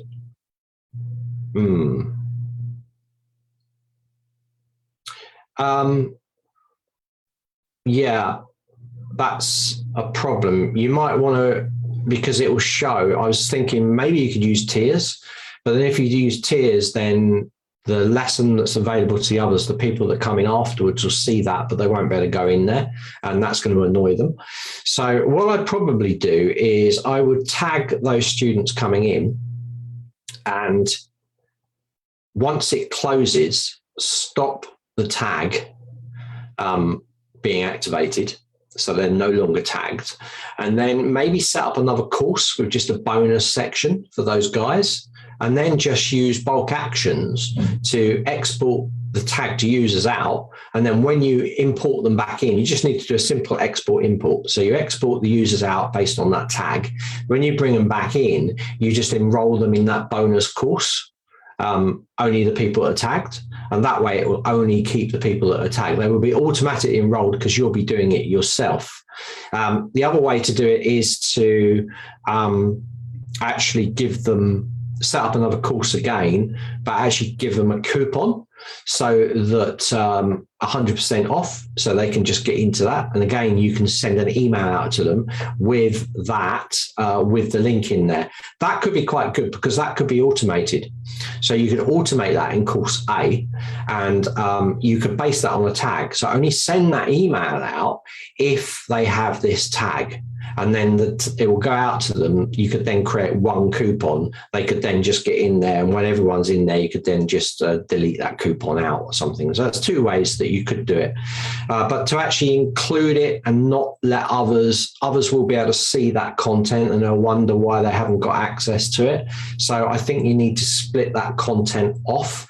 If that content can be delivered via email, then that would be better, because it means that you don't, like you say, it was a PDF or something, you haven't said what it's about, but if it was a PDF or it was a video or something, then you could actually just do that via an email. So again, a filtered email filtered on the tag, so that then it went out to them and said, collect your email, and they could just collect their PDF, or you could say, go to this video, it's a bit of bonus content for you. And it might be an unlisted video on YouTube, or you might have put it on your Google Drive or something to give them that accessibility, or to a page for logged in users that just for them. So you can split it out that way if you don't want to go the full course. I'm not sure what you're trying to do or how much content. So that'll actually dictate what will happen with it as far as that. So hopefully that's helped you out, Isa. So we have one here from Karishma, and said, hello, I have a question. While creating a lead magnet funnel, I uploaded a video onto the Zenler library and then used that in my automation email drip sequence as a lead receiving the videos as a freebie. I tested this on my other email ID and noticed that on clicking a link the video starts to get downloaded onto my system, is there a way for me to lead to view the video hosted on the Zenler platform, like a course? It shouldn't download that. If you've uploaded it as a zip, you need to upload it as its format. So if you, let me go in, I'm sharing my screen. So you need to make sure that when you put that link to that video, or when it's in the funnel step, you've got it in there as a video. So let me just go into, here we go, custom video. So I think I've got it in here. So inside my funnel steps, I've got have I got a video in here? I'm not sure. Oh, day one. Oh, there we go. Day one video. So there's no way to, let me just go in and edit that step. So this is basically exactly the same as what you were saying there, Karishma. So when it opens up, all I did was I went to the video. I didn't upload it as a zip file or anything like that. The only way I download it is if it's a zip file. You shouldn't be able to download it by default by clicking on it, because you can't. So if I'm uploading this as a video, let me just, I'd go into Elements, Video. I'd either embed my code or I'd grab a video that I've already uploaded. I wouldn't grab a zip file. So if I was putting this one up there, I would click there, and you're going to see it's going to drop in underneath there. Yeah. So that's now set. So that's how it works. So you shouldn't be able to download that at all. You can see if I go to the preview page here, I can play it, but I can't download it into here. Yeah, I got no option to download that. So I'm not sure what's happening with your site there. So Karishma, there you go, sorted. Let me just put.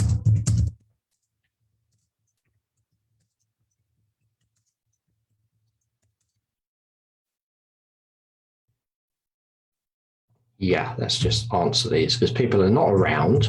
So I need to tell people that we've answered their question on the day with Zenler. How many have we done? We've done about 5 so far.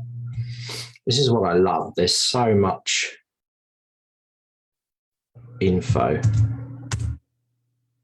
You know, there's so many people want questions answered. It makes life easier for me. Just go through them. Wow Wednesday's there. You guys, if you want to wow us, put your Wow Wednesdays in there. So there's Ian. He's from our branding design course.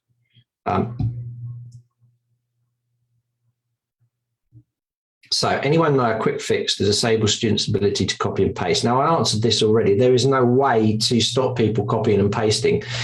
You can copy and paste any content, even if you've got it turned off. I know Thinkific, I think it's Thinkific or Teachable. They actually go in there and they actually have a thing. Turn this on and you can't download the copy. It's really easy what they've done. All they've done is disabled the ability to be able to copy inside. So when you try and use your shortcuts, like in here to copy, they've basically disabled it. So they've disabled the Control-C. Now, how has this been done? This has been done in browser platform using JavaScript. It's really easy to do. Zenler could easily put this into the platform if they wanted to, but it's absolutely pointless because you can get the content anyway. All right. You could just right hand click, you could go to an inspector and you could grab that text using the code, and then you could copy it on the inspector, or there's a myriad of different ways. I could download this page to my system and I could also open up and copy it then. So it's actually not a proper security fix. So I've answered it in there anyway, Emma, but that's why we don't do it. We only do things that actually work, and things that they make gimmicky that don't actually work, we don't do. All right. So anybody joined in the product launch formula, but I don't know who that is. It shouldn't really be on there. Bibasha. So, hey folks, anyone here used Zenler to sell VIP days? Would be interested to understand how you made it work. Funny enough, Zoe, we're going to be doing a summit with VIP passes and all that jazz.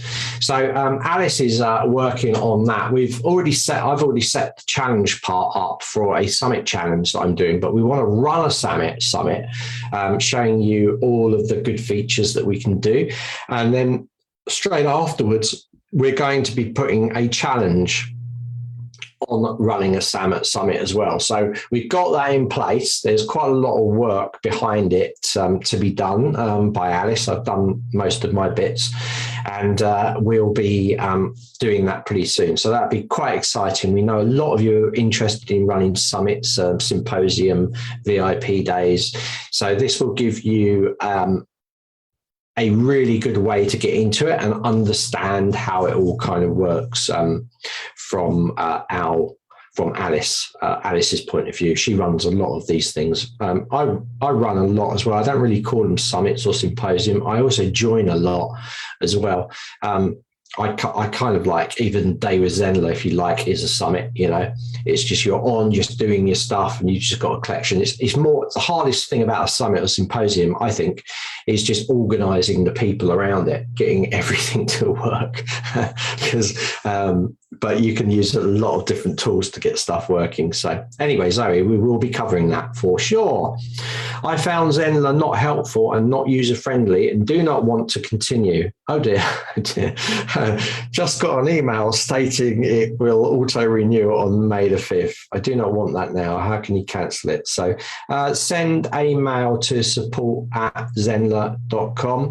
Be really interesting, Lily, to find out why you want to leave us and whether you're looking at a different platform. User feedback from you is really important for us to know. We never like people to go away from us unhappy. In fact, we have a lot of people think that other systems are better, go away, and then they come back and then they praise Zenler because of all of the features that we give you. So Lily, it'd be really nice. We'd be so sad to see you go. Really would like to know why. So a lot of people defend our super fans like Chris and, Rebecca and stuff. It's, they all love Zenler, but it's really important to know that everybody, different levels as well. If generally people maybe don't go with a platform because they're just not enough experience in doing course creation and these sort of things. So they come into it and they're a bit overwhelmed because there's quite a steep learn curve. With any system, that is the case. It doesn't matter what it is. It doesn't matter if it's video editing, digital manipulation, 3D software, computer programming. It really doesn't matter. There's always a learning curve to anything. What I can say to you, though, if you had done the quick start guide, you'd have a really good foundation. It would only take you 4 hours and hopefully would take that overwhelm and stress away from you about creating your system. I know sometimes with some people, they don't know where to start. They get frustrated because they know that they're good at what they do, but they just don't know how to turn it into an online course or an online business. And that is the hardest part. But honestly, if you just break it into little snippets, just do a little bit each day, you just take that overwhelm. Don't put so much pressure on yourself to get things done, I do that. It's not a good thing to do. I kind of push myself back from it a lot. Sometimes too much pressure, taking on too much, or trying to not have it go exactly the way you want to, especially working with a team as well. It's like you've got a vision of how, but other people have got visions. You need to be working together. And it can be hard sometimes if you're very attached to something, but that's just the way it is. But Lily, it'd be really good for you to write down why you're leaving us. I might send you a message actually to find out, because we don't like anybody to be unhappy on the platform. All right, so I've got Michelle here. So I need some advice. I'm going to have a membership site with hundreds of videos, ebooks, and audios, since we don't have a search facility. So yeah, definitely check out the complete guide to Zenler, Michelle, because in there we've used some novel approaches. There are people that have mentioned you could use Searchy inside there, but that would be a different subscription. But you could also use like Google search feature, which you can embed code in there. And as long as you're putting the copy in there, if you scroll down the bottom of the complete guide to Zenler, you'll see that we've actually put a search functionality in there that will actually show the words in red. So there could be other ways of doing it. And this is something that I'm exploring exploring at the moment with a brand new complete guide to Zenler. And we're actually going to back that up with support documentations, because we realize that some people want to see actual articles as opposed to videos. But with the benefit of that, I want to produce a PDF sheet that's searchable. PDF documents are searchable, that will then allow those people to search for that content, click it, and go straight through to a video. So maybe having the videos listed privately somewhere on our YouTube channel means instant access to that. So that's what I'm thinking about. There's so many ways of doing it. I know Amit's put stuff down there. Trish and Thomas have both put some good ideas down there as well. So you have stuff there, but yeah, hopefully that's going to help you. So I'm going to end my screen share now. Down there I am, and I have the wonderful Mummy joining me. Oh, there we go. Look at that. I just said your name and bang. Hi, David. How are you? I'm all good. Are you okay to start your presentation? Yes, absolutely. Fabulous. All right, I shall hand over to you. I've got a lot of technical issues to try and sort out while you're on air, so I'm going to hand over to you, Mamie. Thank you. Thank you so much. See you later. All right. Hi, everyone. So I was just watching David Zenler, and I've seen that we were going through the entire email sequence, and that is something that is also included in my session. So that is definitely going to help you guys. And today's topic is something that is very, very close to my heart. So let me just share my screen. So as you see on the screen, today's topic is 3 ways to scale your academy. And this is very close to my heart, because when I started, I really wanted someone to guide me, to tell me that I have a course now, but how do I go forward and actually market it? The main problem is that we create a course, we put in all our energy, we put in all our knowledge, but we don't have a system to get in the leads. So whatever I've learned in the past 2.5 years through my journey, I'm going to share all of that with you, so that whatever I've learned and has helped me should benefit all the fellow educators in Zenler as well. So what are we covering in the session today? The session is divided into 3 parts. The first is going to be approach, that is approaching our prospect clients or leads, then nurturing them, wherein I'm going to cover the email sequence that I was talking about, and whatever David has covered is going to largely benefit it. And the third part is actually going to be the conversion. So we approach them, we nurture them, and then we get some money in our pockets. So that's what we'll be covering today. So a lot of you might have had this question in this mind that, why did I choose this topic? So like I said, I connect to this topic very closely because I've been there and I've done that.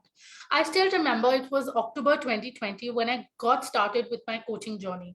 I was scratching my head towards the wall to get more students. I had researched a lot about who my ideal client is, who my prospect client is, and what actually is my target audience. Facebook groups, forums, YouTube videos, you name it, and I had done it. I had researched about my ideal client on all of these platforms. And after recording a fully fledged course of 5 to 6 hours, there was still no consistent leads. And the reason was very simple. It was just that I was complicating it. Now, before I tell you the reason, I want to share with you what I realized from the entire process. The leads were not actually going to magically discover me until I put in all the efforts to reach them out, or I run paid ads. With the industry growing so much and with the competition growing in every industry, in every niche, we see new businesses coming up with a similar kind of coaching program every now and then.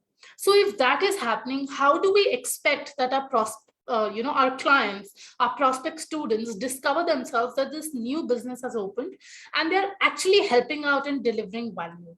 There are only 2 ways, either paid ads or organic methods. So if you are somebody like me, I didn't really wanted to put a lot of money for testing in Facebook ads. So I wanted to go the organic way.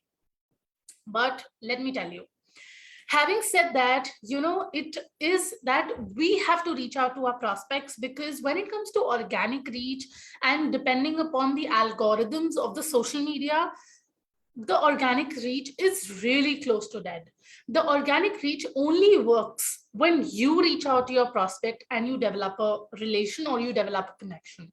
If you depend just, or if I at that moment just depended on the algorithms and on the tags and all the social media strategies that were working at that point in time and waited for the prospects to come to me, it would not have worked. And I did that mistake for the first 2-3 months. I did that same mistake, and that is why it was not working. That is why consistent leads were not coming in. Now, having said that, this takes to me my first step in the 3 steps that we're covering today. It takes me to my first step, which is approach. Now, approach is also branched into 2 different parts. The first is approach to test, and the second is approach to convert.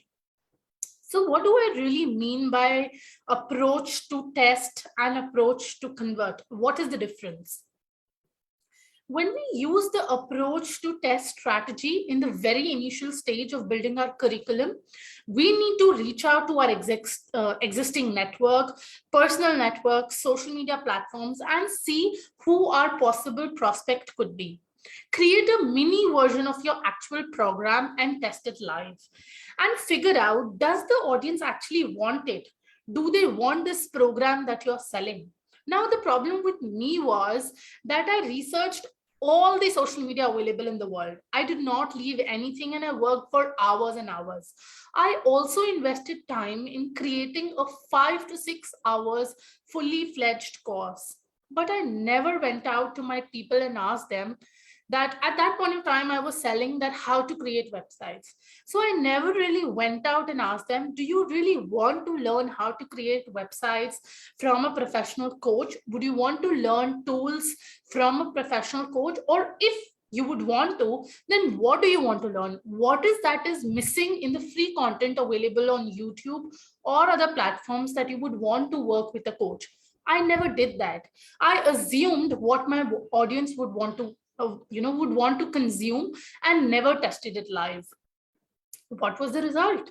A fully recorded 6 hours course on how to create websites still lying in my Zenler dashboard from past 2 years, and I was not even I did not even break even.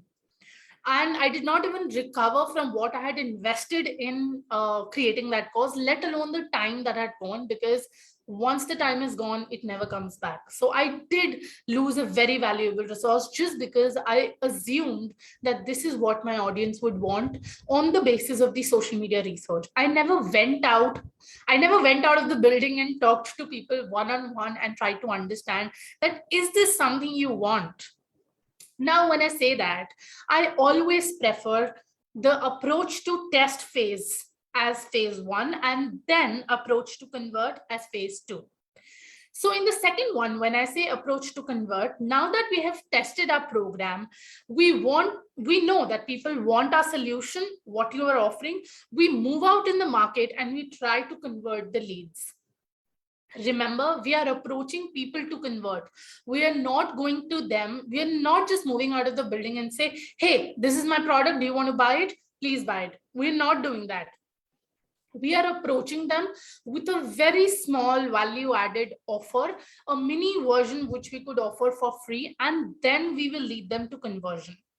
Now, when I say that, this is which brings to my point. Okay, I think I missed a slide. So before we go to the next step, I want to share with you one thing which is very relevant to the second step. That is, I have been reading books from Russell Brunson, and one of his strategy, the one lead strategy, says that the number of leads you have in your business is the kind of revenue that you can make in your business, or the kind of profit you can make in your business. That means if you have 40 leads, your business would do $40 in a month. If you have 500 leads, your business would do $500 in a month. That means every lead averages to $1 in your business. So leads are very important. It's because you need to have a consistent flow of business and people coming in and buying from you, because leads is different and conversions is different. So if we keep getting leads, let's say if I get 100 people in this week for my offer that I have, out of those 100, maybe 20 will buy for me. So for those 20 to buy, I need those 100 people coming and interacting with me. So leads are very important for any business. And having said that, I would like to mention here that we should not really depend only on social media for the lead generation, because we never know which platform is going to stay for the longest time and which platform is going to overpower. Because we never knew that Instagram is going to be such a powerhouse that it is today. And we never knew that, websites that existed in the past are no longer there. So I would like to share an example here with all due respect. Recently, I heard that Instagram has been banned in Russia, and all the Russian influencers, all the people who had a business out of that platform shut down overnight. They had to request their audience to reach out to them and follow on other platforms. So by leads, I mean creating a list, creating an email list, so that these people remain yours, no matter if the platform is closing down, social media is closing down, or whatever is happening on the online space. People who give you their email IDs remain yours. And that is the kind of traffic you would always own. That brings me to my second step. Just a second, I think I've missed a slide in between.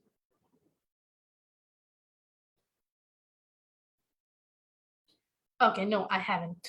So how do you actually implement the first step? How do you actually implement reaching out to the people and approaching to test or approaching to convert? So for this, I'd like to tell you to create a 2-page funnel. So the first page is actually an opt-in page, wherein you take their information, their email ID, their name and phone number if you feel comfortable. But out of my experience, I have seen that mostly people are very comfortable giving their email ID, but they are not very comfortable giving their phone numbers. The second is going to be the thank you page or the lead magnet page. So as soon as they give in their email ID, the second page is going to pop up whatever free offer you were giving. That free offer is going to pop up in that page with a thank you page. Now, how can you do that? You can do that by using the marketing funnel features inside Zenler. So I have it opened here for you. Now, this is a client site, and we've developed a 2-page funnel for them on Zenler. Let me just show you. So here is the funnel, Ed Elevate campaign. Let me go to the funnel steps. And let me click on preview. So this is just a very small funnel page, and I'll tell you that what all do you need to cover when you're creating your lead magnet funnel just to reach out people. A few important things is, one, of course, your logo should be there. Second, any image or videos that kind of sends the message that what is the kind of offer you're giving them. Third is going to be a headline or a sub headline which actually captivates them to give their email address. And the last one is, of course, the button.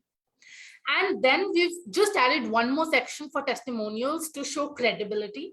So when I say a 2-page funnel, what happens is, this is the first page of the funnel, which is an opt-in page wherein they will give you their email ID. So when you click on give me the ebook, here is where you can put the name, email, phone, whatever details you want to take, and you click on give me the ebook. Now, as soon as the customer or the prospect does this, this page is going to open up. You just tell them that this is the thank you page plus the lead magnet page. Congratulations for getting your ebook. If you've not received it, your ebook will reach to your inbox and download ebook. So this is just a 2-page funnel to reach out to your customers for approach to convert, so that you can warm that audience up. All right, so this is how you create the 2-page funnel inside marketing funnels. So when you reach your Zenler dashboard, here is marketing funnels. If I click on marketing funnels again, and I click on create new funnel, I'll just quickly do it. We'll select lead magnet.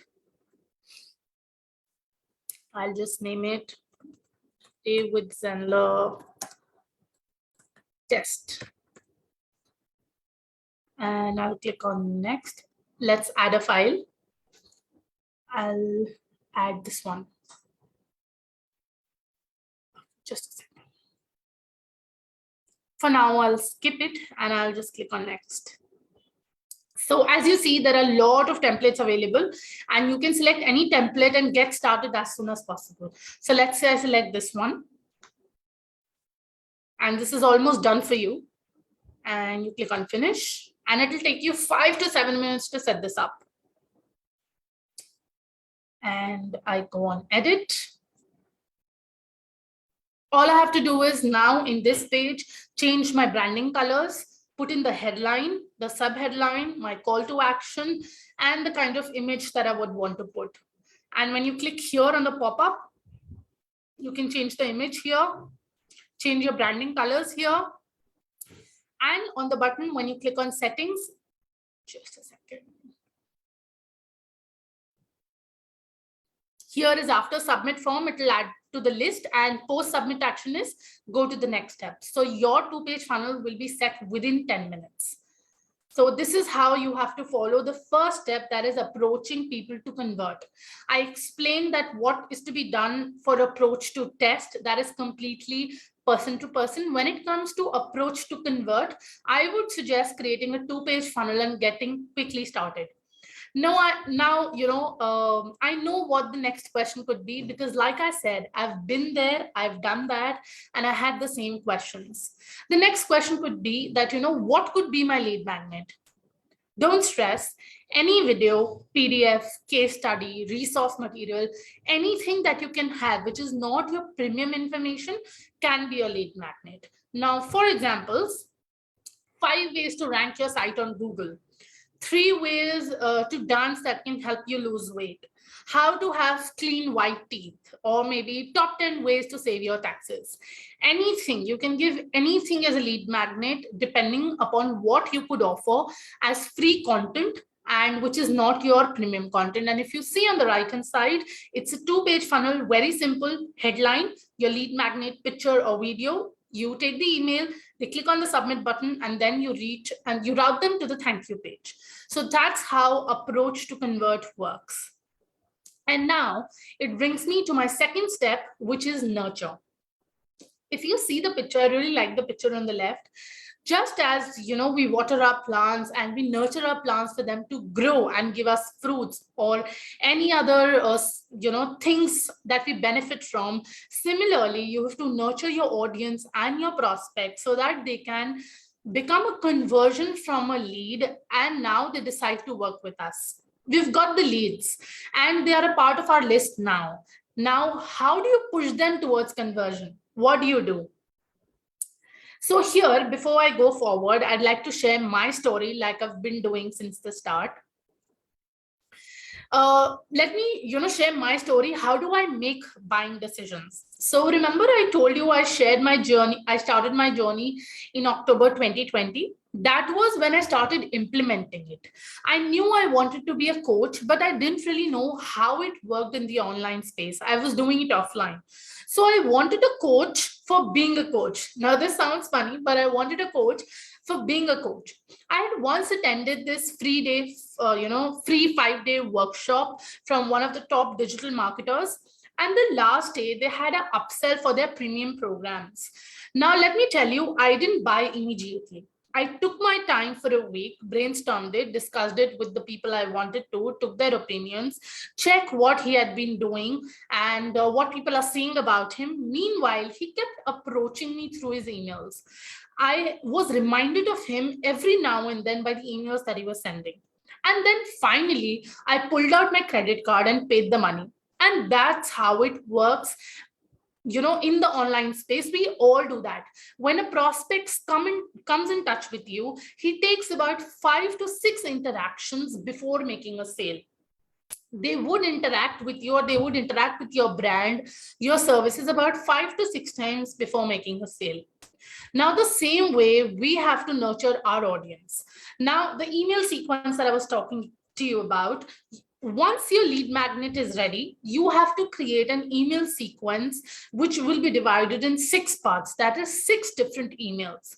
As soon as somebody downloads your lead magnet or, gives their email ID and routes to the thank you page, you will send them the very first email, which will say, who are you? And where did you come from? What's your story? And how did you reach where you are today? The second email is going to be, what do you do? Like, what is your business about? What are the, not exactly the features, but what is the kind of problem you are solving in your business? What is your business? You answer that in length. Again, remember, keep using stories like I have been doing since the start of the session, because nobody likes to be, lectured about something. People love listening to stories. And once you start with a story, people are kind of hooked and they want to listen to you, that what happened next, what happened next. So whenever you are sharing about who you are, what do you do, and the third one is how do you do it, start with the story. And that has to be a true, honest story, which actually you've gone through. The fourth one is going to be, how did you learn it or earn it? For example, if in my case, I was selling websites or I was teaching how to create websites. So how did I learn that skill, or how did I earn that skill? And what happened when I started designing websites? What happened when I worked for clients? How can I provide the same value to them? How can they go ahead and work with their clients? All sorts of things. Then the fifth one is, who do you do it for? What is your ideal client? What is your target customer? What is your ideal customer avatar? What are the kind of people you are speaking to? And the sixth one, and the most important, is, can you do it for me? And here you have to list, all that they have been thinking. Think like your customer and feel that, these might be the things that would be going in their mind, that will this do, will this do? All sorts of things regarding your business and regarding your target audience. Sum up the entire data and divide them into 6 emails. I'll repeat, who are you? And probably include, where did you come from? What's your story? How did you start? Second is, what do you do? What is your business model? What does your business include? Third, how do you do it? What is your procedure? What is your framework? How are you helping out people? Fourth, how did you learn or earn this? This means, how did you learn this particular skill? How did you earn this? Did you learn it from somebody? Mention it in this email. Fifth one is going to be, who do you do it for? Who are your customers? Who are your ideal clients? And the sixth, and repeating, most important one, can you do it for me too? Now, having said that, I am not saying that limit yourself to 6 emails. You can send in more emails if required, but the set of 6 is very, very important. Now, again, how can you do it? You can use the automation features in Zenler, which David was talking about in his previous session. And the funnel that he created, in the same funnel, you can put in your automated email. So when we go to the editor, okay, here is automation. And here is where you can put in your drip sequence, a welcome email, and the 6 parts that I mentioned. Now I'll show you what and how do we send emails for this client. We are not sending a set of 6 emails right now, but we're sending a set of 3 emails here. So let me just show you. And I think I'll have to go back to marketing funnels. Okay, let me go back to marketing funnels. And I'll open this one. I'll go to the automations. And the best thing I like about automations is that it gives you real-time statistics. It tells you that how many emails were delivered, how many people opened it, how many people clicked. If there was a link in your email, how many people clicked on that link. And we also get to know how many people have not really shared the information that they had to. Or maybe there was a technical error and the email bounced. And we also get to know that if there are people who do not relate to our content and who do not want to associate with us, they want to disassociate, and they're not our ideal client. They do not want to work with us, which is absolutely okay. And it is necessary. Not everyone you meet would want to work with you. So here is where we send the welcome email. We send it immediately once a subscriber has come in. And you send emails like this just to make sure that you keep nurturing them. You keep share testimonials. After the 6th email, share testimonials. Something like, XYZ, let's say let's take my name. So Manmeet worked with us and she got so-and-so results, and this is where she is now. And we could do the same thing for you. Then share another testimonial and keep nurturing them until they either come and contact you, or maybe they decide that, this is maybe not for me. It has to be one thing. Either they say a yes or they say a no. So keep reaching out to them. Now, this brings me to my third step, which is convert. And this is by far the most important one.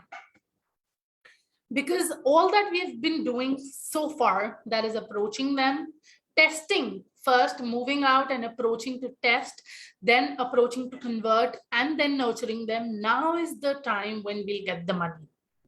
Now is the point wherein we can actually make some money. Now, having said that, once your lead magnet and email sequence is set up inside Zenler, now is the time to approach to convert. Now, they have been in our system, but we can't really go to them in the first or the second go and say like, hey, buy my product. We need to nurture them through their emails and gain their confidence, right? And though I love this third step, it also takes the maximum efforts, because it all boils down to which strategy do you prefer? Do you prefer a paid ad or do you prefer organic methods? And like I said in the starting, if you are somebody like me who would not really want to put a lot of money in the Facebook ads in the start, you would say I prefer organic methods. Now here again, I do not mean depending upon the social media platforms. So, okay, so convert also has two parts to it. The first one is the paid ads and the second one is the organic traffic. And when we talk about the paid ads, you would get results quicker and better growth. However, I wasn't that lucky. When I started my marketing, I had not approached to test like I've already shared. So even though I got conversions and people attended my live webinars, workshop, and all sorts of things that I was doing at that point in time, they were not converting.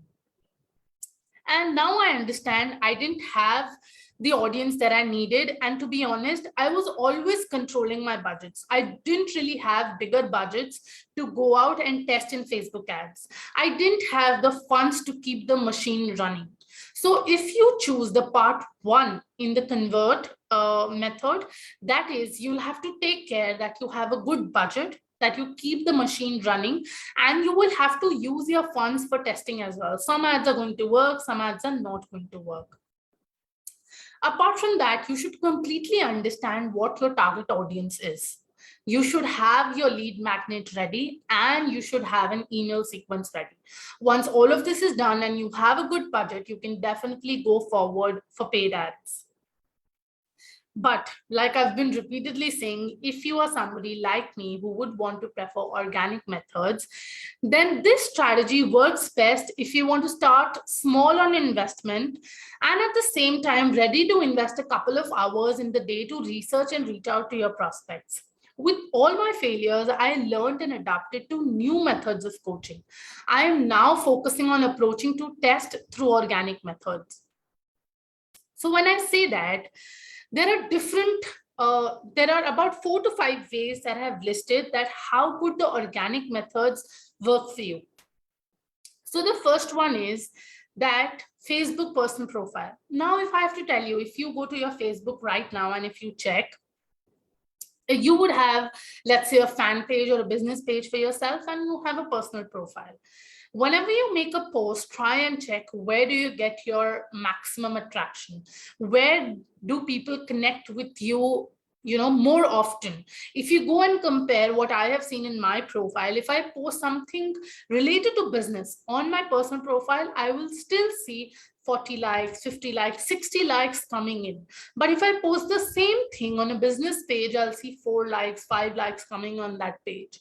So your personal profile definitely works better. You do not have to be very, very salesy when posting on Facebook personal profile.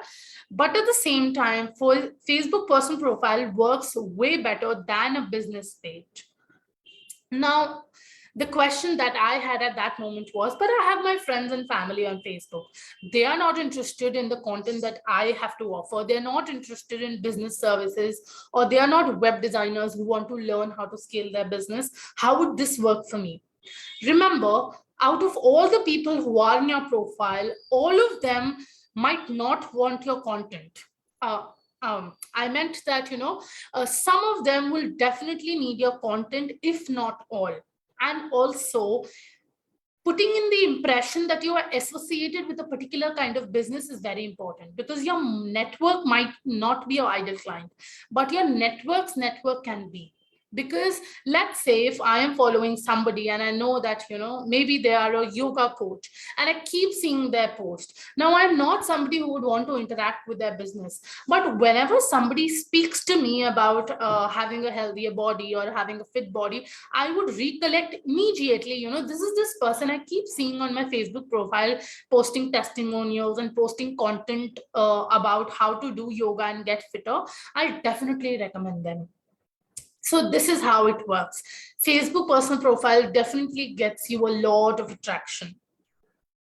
The second thing I would want to suggest is identify your audience location. Become a part of the groups where audience is present. Also check which kind of social media is working for you. What is your business type? For example, like we were talking about the yoga coach, just identify that, is your audience more on Facebook or is your audience more on Instagram? What kind of influencers do they follow? What kind of companies do they like? And at the same time, what kind of groups are they part of? What are the kind of questions they are asking?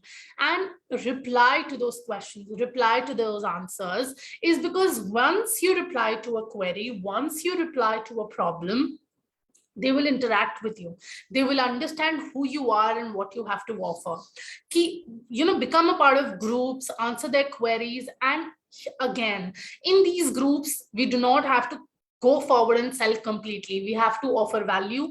We have to speak to them, and we have to answer their queries, and we have to answer whatever problems they are facing at that moment and give them smaller solutions so that they can trust us for the bigger solutions.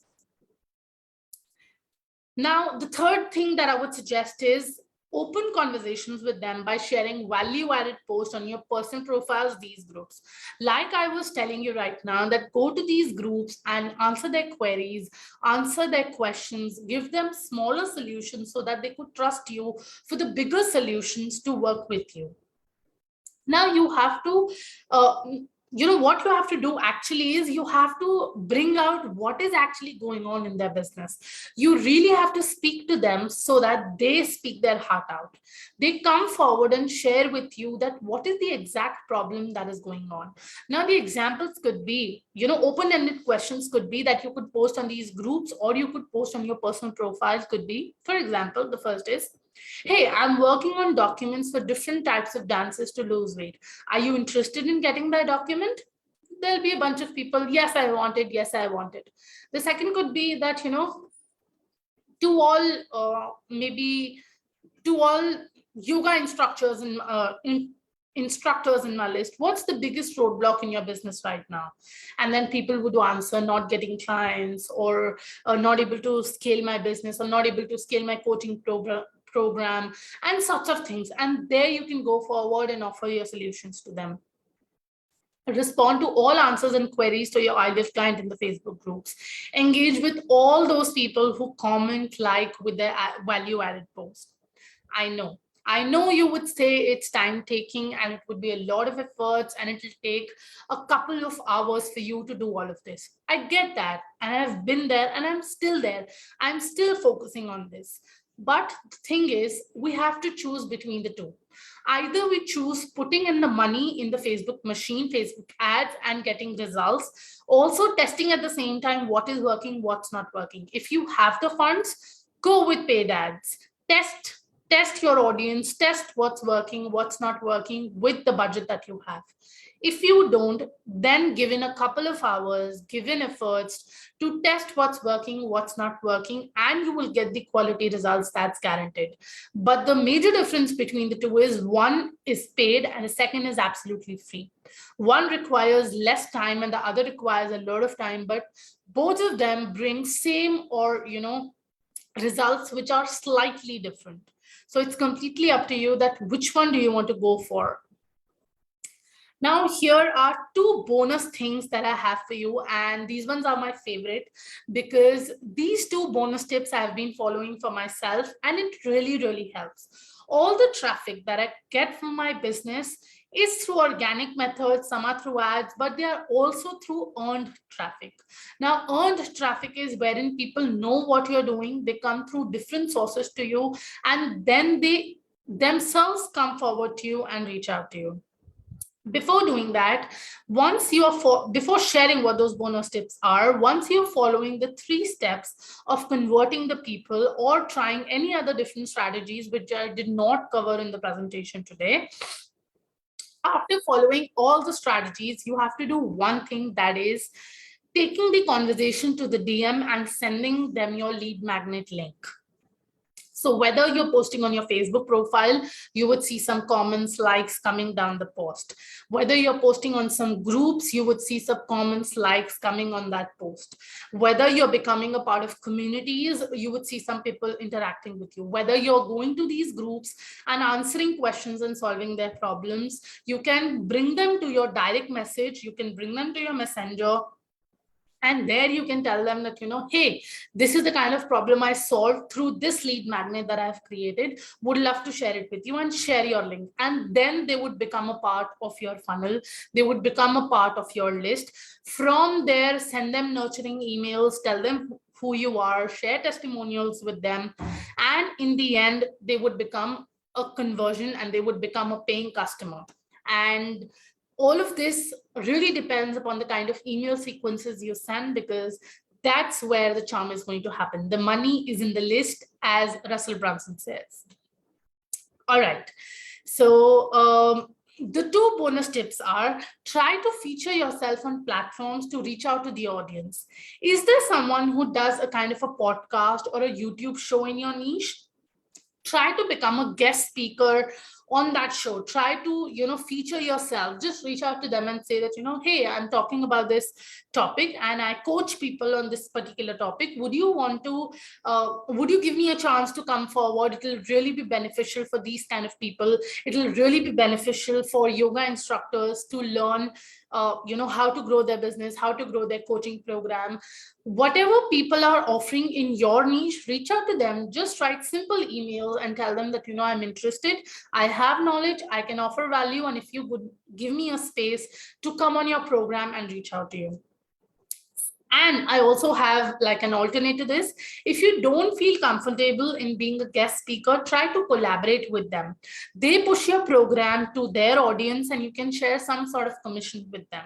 If you don't feel that you are not one of those people who could come forward and, do talk shows or become a guest speaker, just talk to them that, you have a platform and I would really like to benefit these people because this is the kind of value I'm providing. And for this, I would share a small commission of my program if you push my products to your audience. This is sort of an affiliate marketing where you're asking someone to become an affiliate of you in collaboration.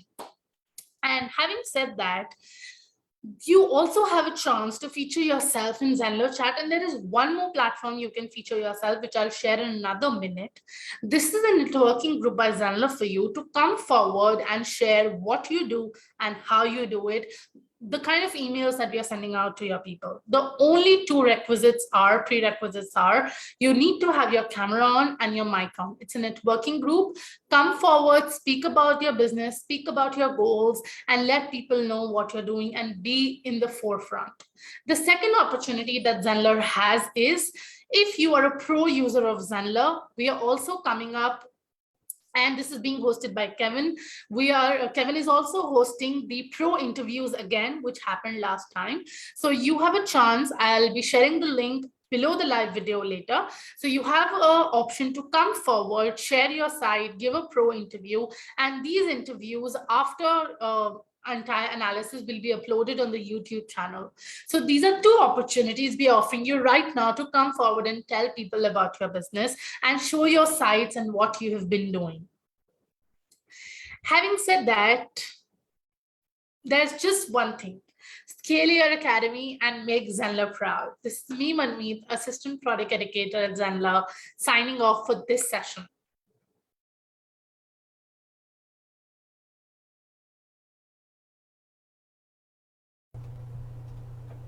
Hi, Mummy.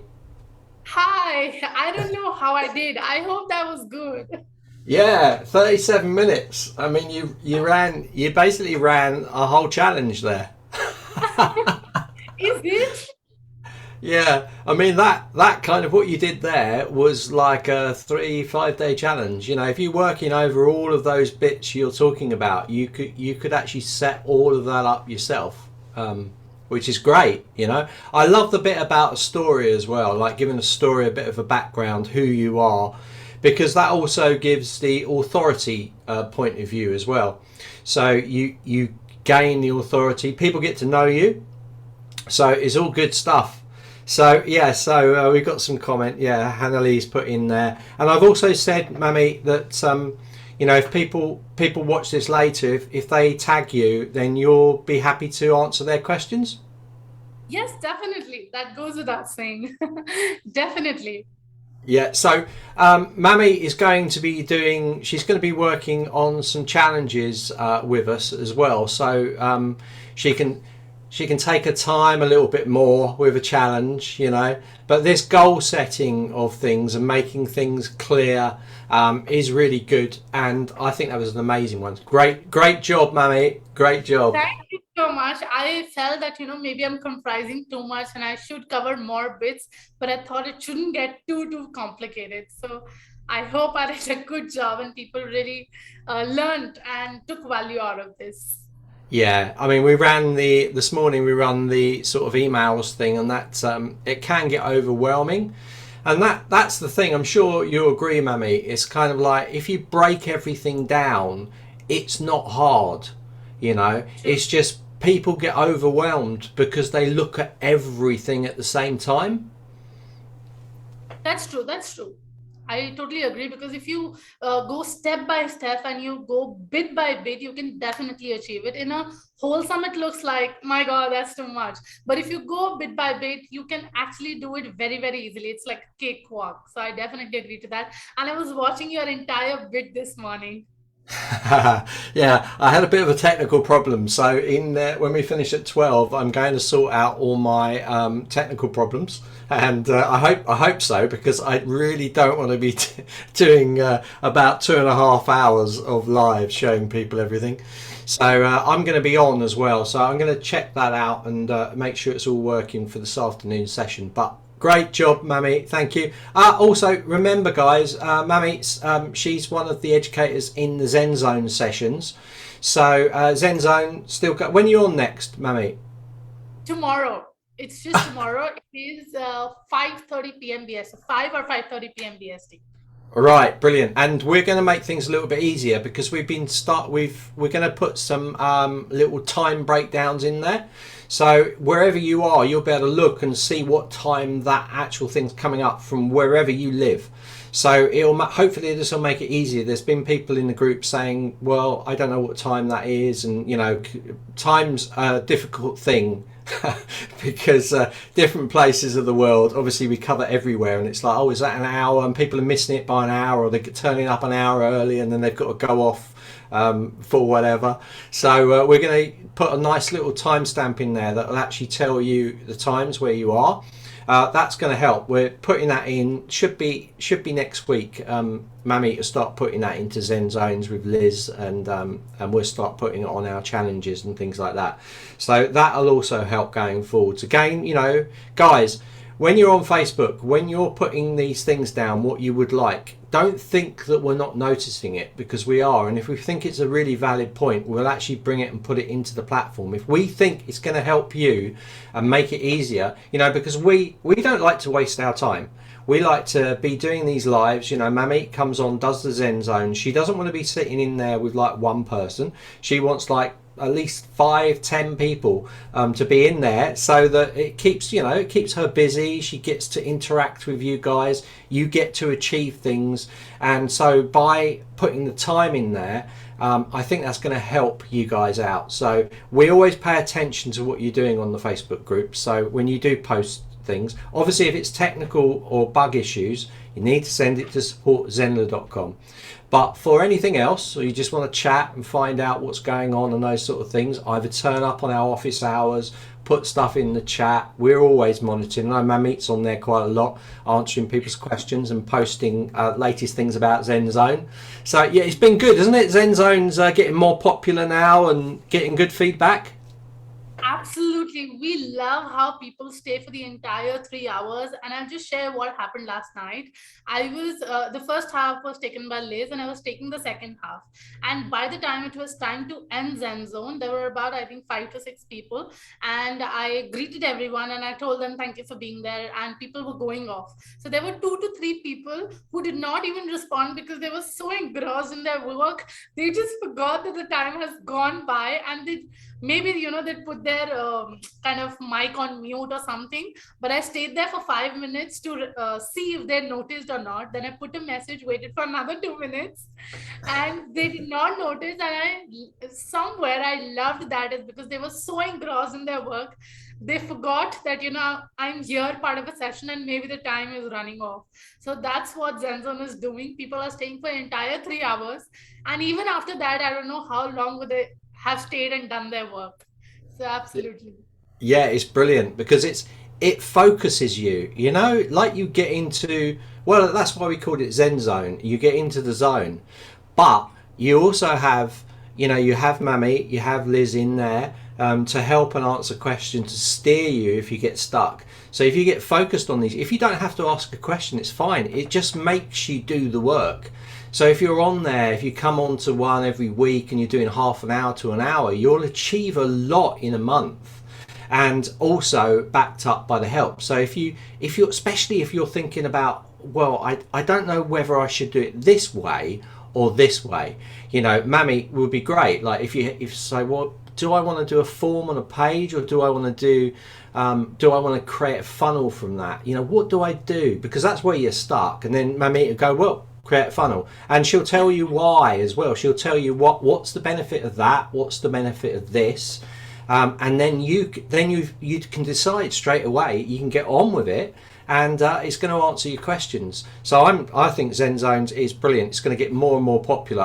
You know, if I was beginning this, I would be on every session. I know Jim's in here. Jim's on a lot of sessions. He jumps in a lot. He's on everything. Yes, he does. So he's jumping in because he wants to learn as much as possible in the shortest amount of time, so he can get his business off the ground, and that's what it's about. So yeah, there's lots of people have done the same. They're not on live so much now, but when they were on everything, and they just absorbed all that information, and now they're just doing it on their own. Sometimes they'll pop up and generally they ask a more technical question, but they're at that point where they can just go off and, you know, plain sailing for them now. So it's nice and easy.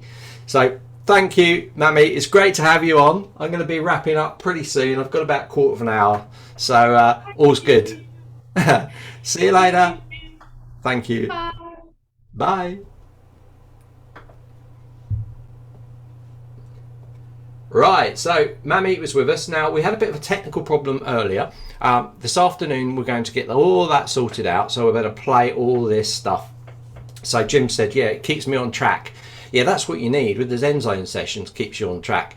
And it's like, especially if some of these challenges comes up, it's like good to get on and do those. We have the email marketing challenge. It's going to be very light. We're not going to get too heavy. It's just the basic one we're starting off with, showing a sequence like Mammy was talking about. Everything dovetails really nicely together at the moment. Like Kevin's got his 5-day challenge on challenges, and of course, you know, Mammy just did a little bit there talking about some of the email sides and sequences, and we're doing an email challenge which dovetails with that.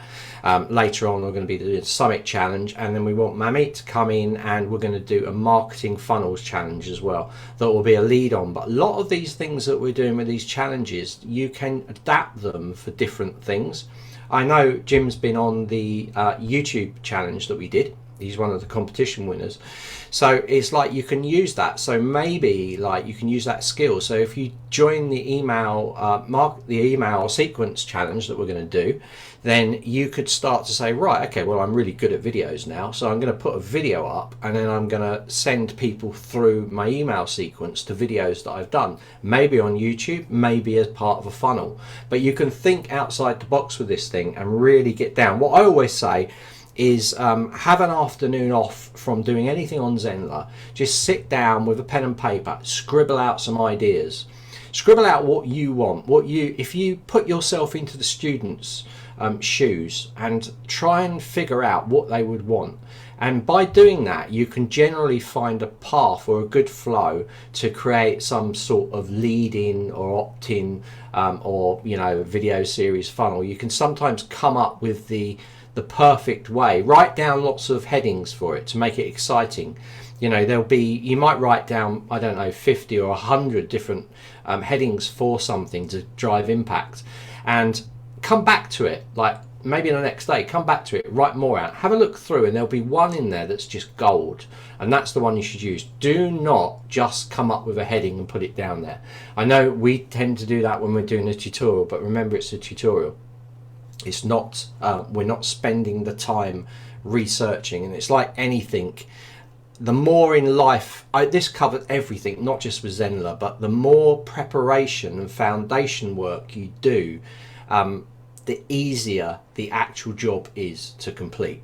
That's a fact. You do your research, and if you get your research, you get the foundations right, then the rest is really easy.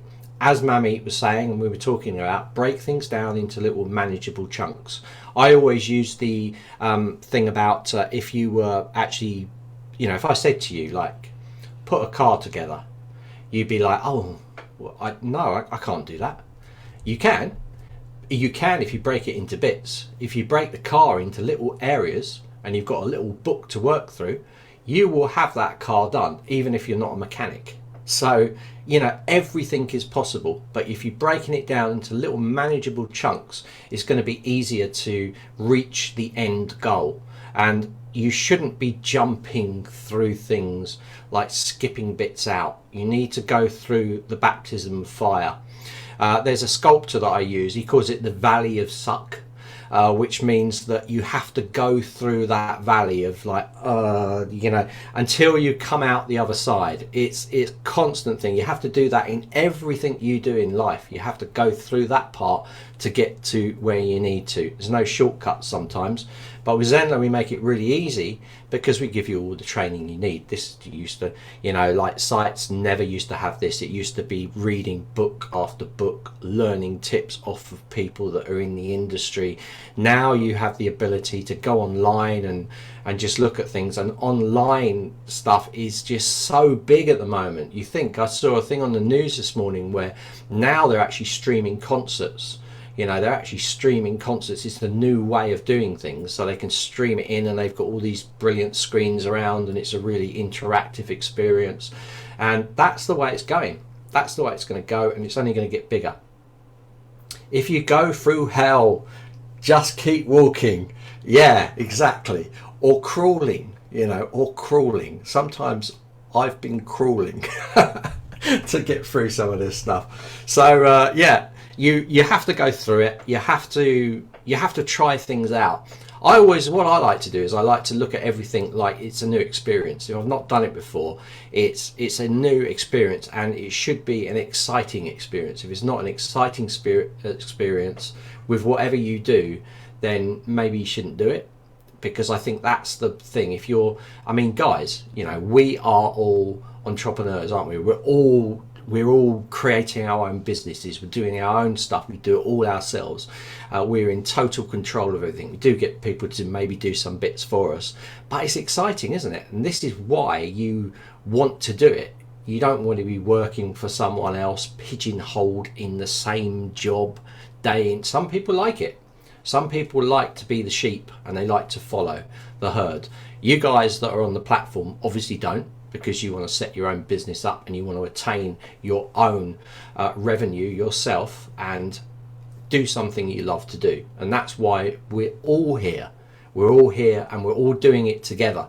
Like, even the team members are doing it. You guys are talking amongst each other. That's why there's such love in the Facebook group.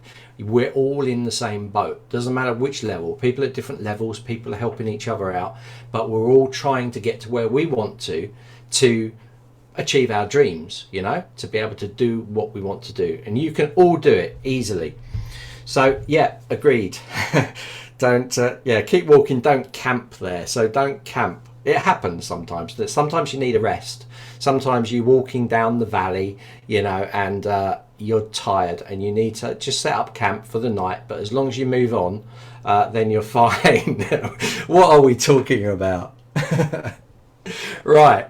Okay, so I think we're kind of finished for today. I've covered everything that we needed to do in session 1. We'll be back at 3 o'clock. So that's going to be in about 3 hours, 8 minutes. We're going to be back and we are going to have all the recordings working, hopefully. Loads of great stuff. I want to show you one of the live builds we did from WordPress to Zenler, just to show you how easy it is. I want to also talk about some great tips and tricks as well that you can do that you're probably not aware of, really easy to implement, such as like colored dividers, these sort of things. We've got Alice on talking about, I don't know, she's not told me this week, but it will be Facebook related, I'm sure, or it will be marketing relationship related. It might even, like last month, actually follow on from what Mamie was talking about, so I don't know. Also lots of tip tricks. Now I'm going to do a little bit of an announcement because I've got 7 minutes left, so not yet, but we're in the process of organising a big kind of competition, right? So this is going to be more for more advanced users of Zenler. And we're going to do what's called a battle off. So it's going to be Zenler battle off. And we're going to set a certain amount of time and probably a subject. And we're going to get whoever wants to enter to compete against each other, okay, in a good way. Not really against each other, but to try and do as much as they can in a set amount of time. So it might be create a site with 3 pages and create a course to go with it. And then we're going to judge it, and the winner's going to receive special prizes. Okay, the winners are going to have special prizes and have the thing of being the battle winner. Okay, now this is an idea. I do many speed sculpts, so competitions where you're basically given about an hour to create a sculpted figure or character. It might be on a particular genre, and you battle it out with other users. So you're kind of like trying to do as much as you can in that time, or have a desired look at the end of it for it to be judged whether you're the winner or not. So this is inspired from that. It's the ZBrush challenges. So we're going to do this for Zenler. It's going to be amazing, because also I want you guys that are doing it to record as you're doing it. So we'll have no cheating. You know, this is live, real time. So this is going to be really interesting for the advanced users. They're going to be like, oh great, I can showcase how good I am with the platform. And it's going to be good because we're going to take their videos and we're going to put them on our YouTube channel for people to see the instructors, the more advanced instructors, rattling through a site and a course in a set amount of time. It's going to be really exciting. I want to try and almost get like a virtual camera so we can jump across and you can sort of see them together. Not sure how I'm going to do it yet, but we're going to do it, and it's going to be amazing. I can't wait. Not seen any other platforms do this, so this is what's going to be coming up shortly. Okay, so it's 5 minutes to 12. Going to end a little bit early. Good to see you, Jim. Hanalei. Jacob's back. Hi, Jacob. Jacob was in the morning, and yeah, we got good. So a bit of activity there. So hopefully you can join me in the afternoon. It's about 3 hours time, and we'll have other great stuff on this Day with Zenler. Remember, Day with Zenler runs the last Friday of each month.